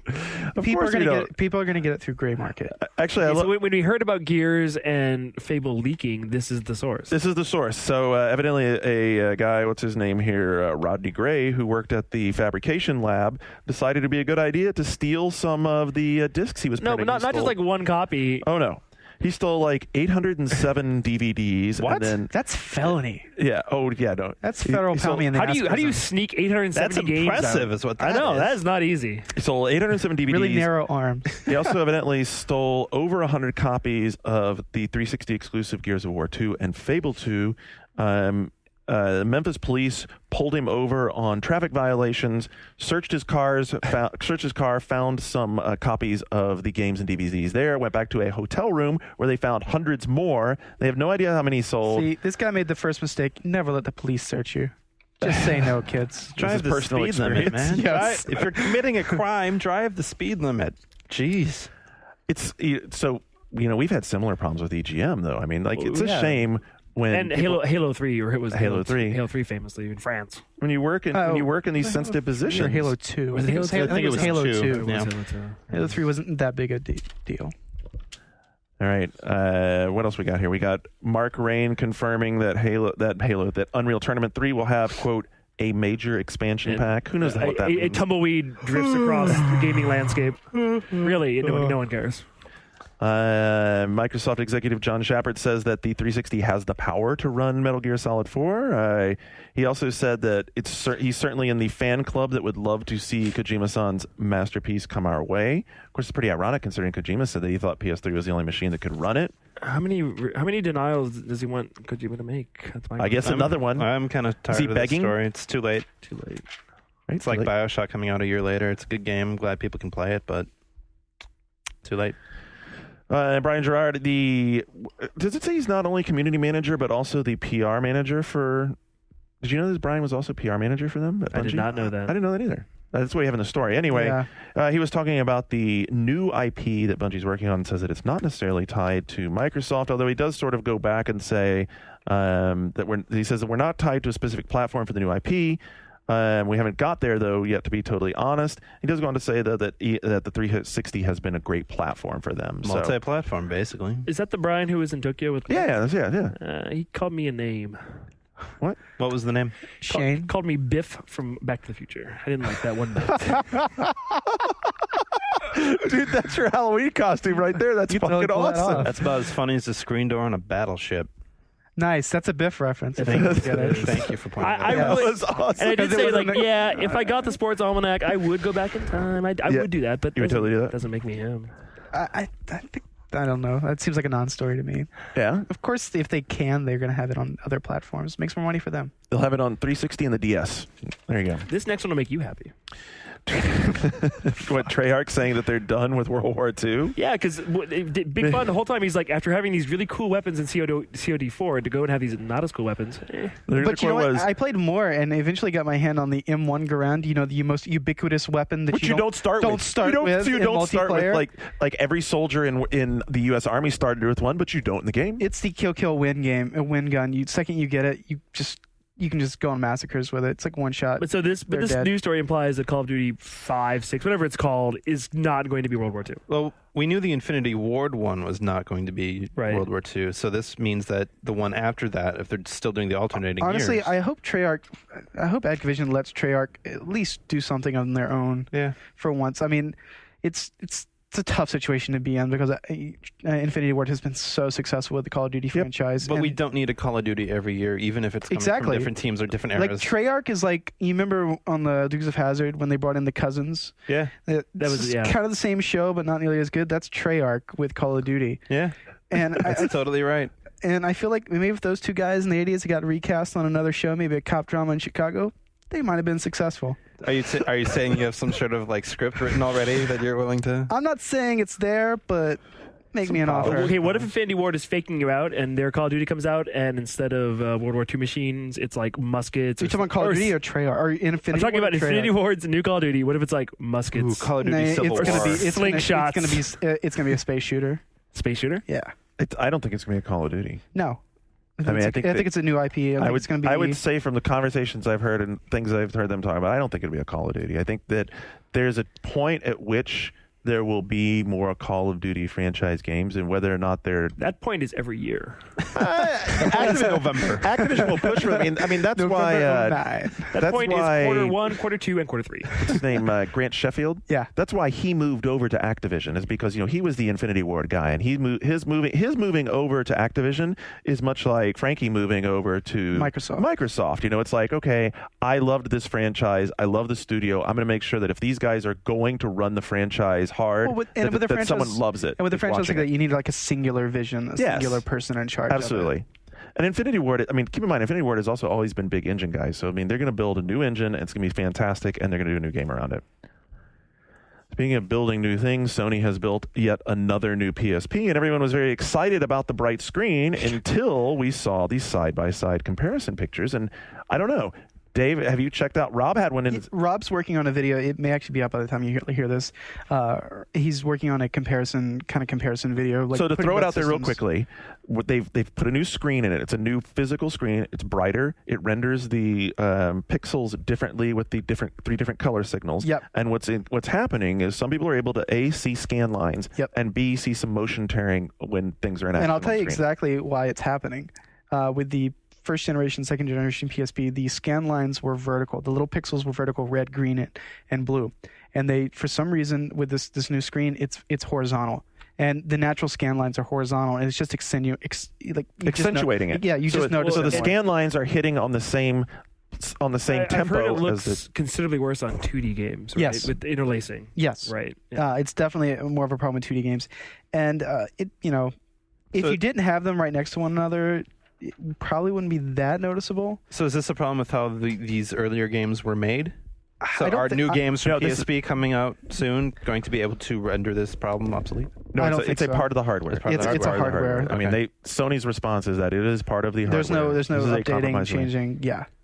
So speculation's already out there that there'll be a revision to the 3000 that has a different pixel alignment in the screen, and that'll. I think that's a safe bet. 3001, 3000.01 or something like that. The year we make contact. It's not that surprising. Game Boy got updated all sorts of mysterious times. They didn't talk about it. Yeah, they might not even announce it. They just might have different screens in like 4 months. And last but not least, as promised, Scott Miller, the CEO of 3D Realms, who also is the producer of the Max Payne games, has a couple of problems with the Max Payne movie, which won at the box office during its first weekend. We'll see how it does this weekend. It didn't really get the greatest. How much did it make the first $18.5 million. It's not bad. Not bad. I bet they made money off of it. It'll make money internationally. Okay.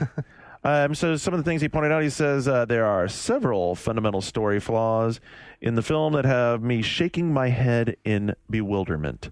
He pointed out that you don't know what Max's motivation is from the outset because they don't show his family getting killed until a flashback well into the scene. Spoilers. For an 8-year-old game, or 6-year-old game. Anyway, he also says that Max is off. He talked about a couple of sub characters that are off. I talked to some people that have seen really it. narrative in Max Payne. He's like, you don't successfully capture our ham-fisted, embarrassing dialogue. Not hammy. I can't say anything else after that. No offense to Mila Kunis, but one of your stars is from that '70s show, and she's supposed to be a badass with guns. I don't buy it. Did you see Hurley with a gun in Lost? Yeah. Oh, good God. Holy shit. Let's talk about Lost. I can't wait. Oh my God, dude. How many times did you watch that trailer when it came out the first time? Thrice. I started a fake 6 times. I started a fake Lost spoiler Twitter feed. There's some real Lost spoilers out now, so you failed. It's all right. My fake ones are more entertaining. Juliet uncovering the hatch. OMFZG. I know. Time travel. Oh my God. This is like moon language. What are you guys Lost talking Cast about? coming soon. Don't you feel Lost left out? Perhaps you should watch the best. Maybe you should watch Mad Men. Yeah, I already am. It's Mad Men is the shit. Yeah, it's I an agree with amazing that. show. I agree with that. All right, there you go, folks. Weekend confirmed. We're going to get our asses out of here. John Davison, by the way, is over in England for the first time in 4 years. If you see hope he's him, having a great time. give him a tally-ho. Yeah, I hope he's having a great time. He won't be back next week, but he will be back the week after that. Andrew, what are we doing next week? Anything special? More games. More games. We have lots of games to play. Planet. Little Big Planet. I will try and get some Far Cry 2 on. I'm going to play Fallout. You guys should play some Fallout. More Fable I'm going to impressions. play Wii Music even. Dude, it's freaking unbelievable. Like, the deluge of games. You think. I made a list of games, and then I made a schedule based on that list of games I'm going to play like the next couple weeks. Dead Space. I want to play some Dead Space. Can't wait to play MIDI Hero. I mean, Wii Music. For everyone who does, by the way, get upset about the way it goes this time of year, take the other side of it. I mean, there is no better time right now than to be a gamer because, god damn, the release this is awesome. No matter what you like, there's something out there you can have a good time And you know with, what? If you have to skip over a game 6 months from now, the game will still be in it'll stores. be there, Still buy and you'll be able to get it for Maybe less. Featured on 1UP backlog. There you go. Till next week, boards.oneup.com for Andrew, Shane, David. This is Scarnett saying thanks very much. We'll catch you next week. Until then, we are Ghost.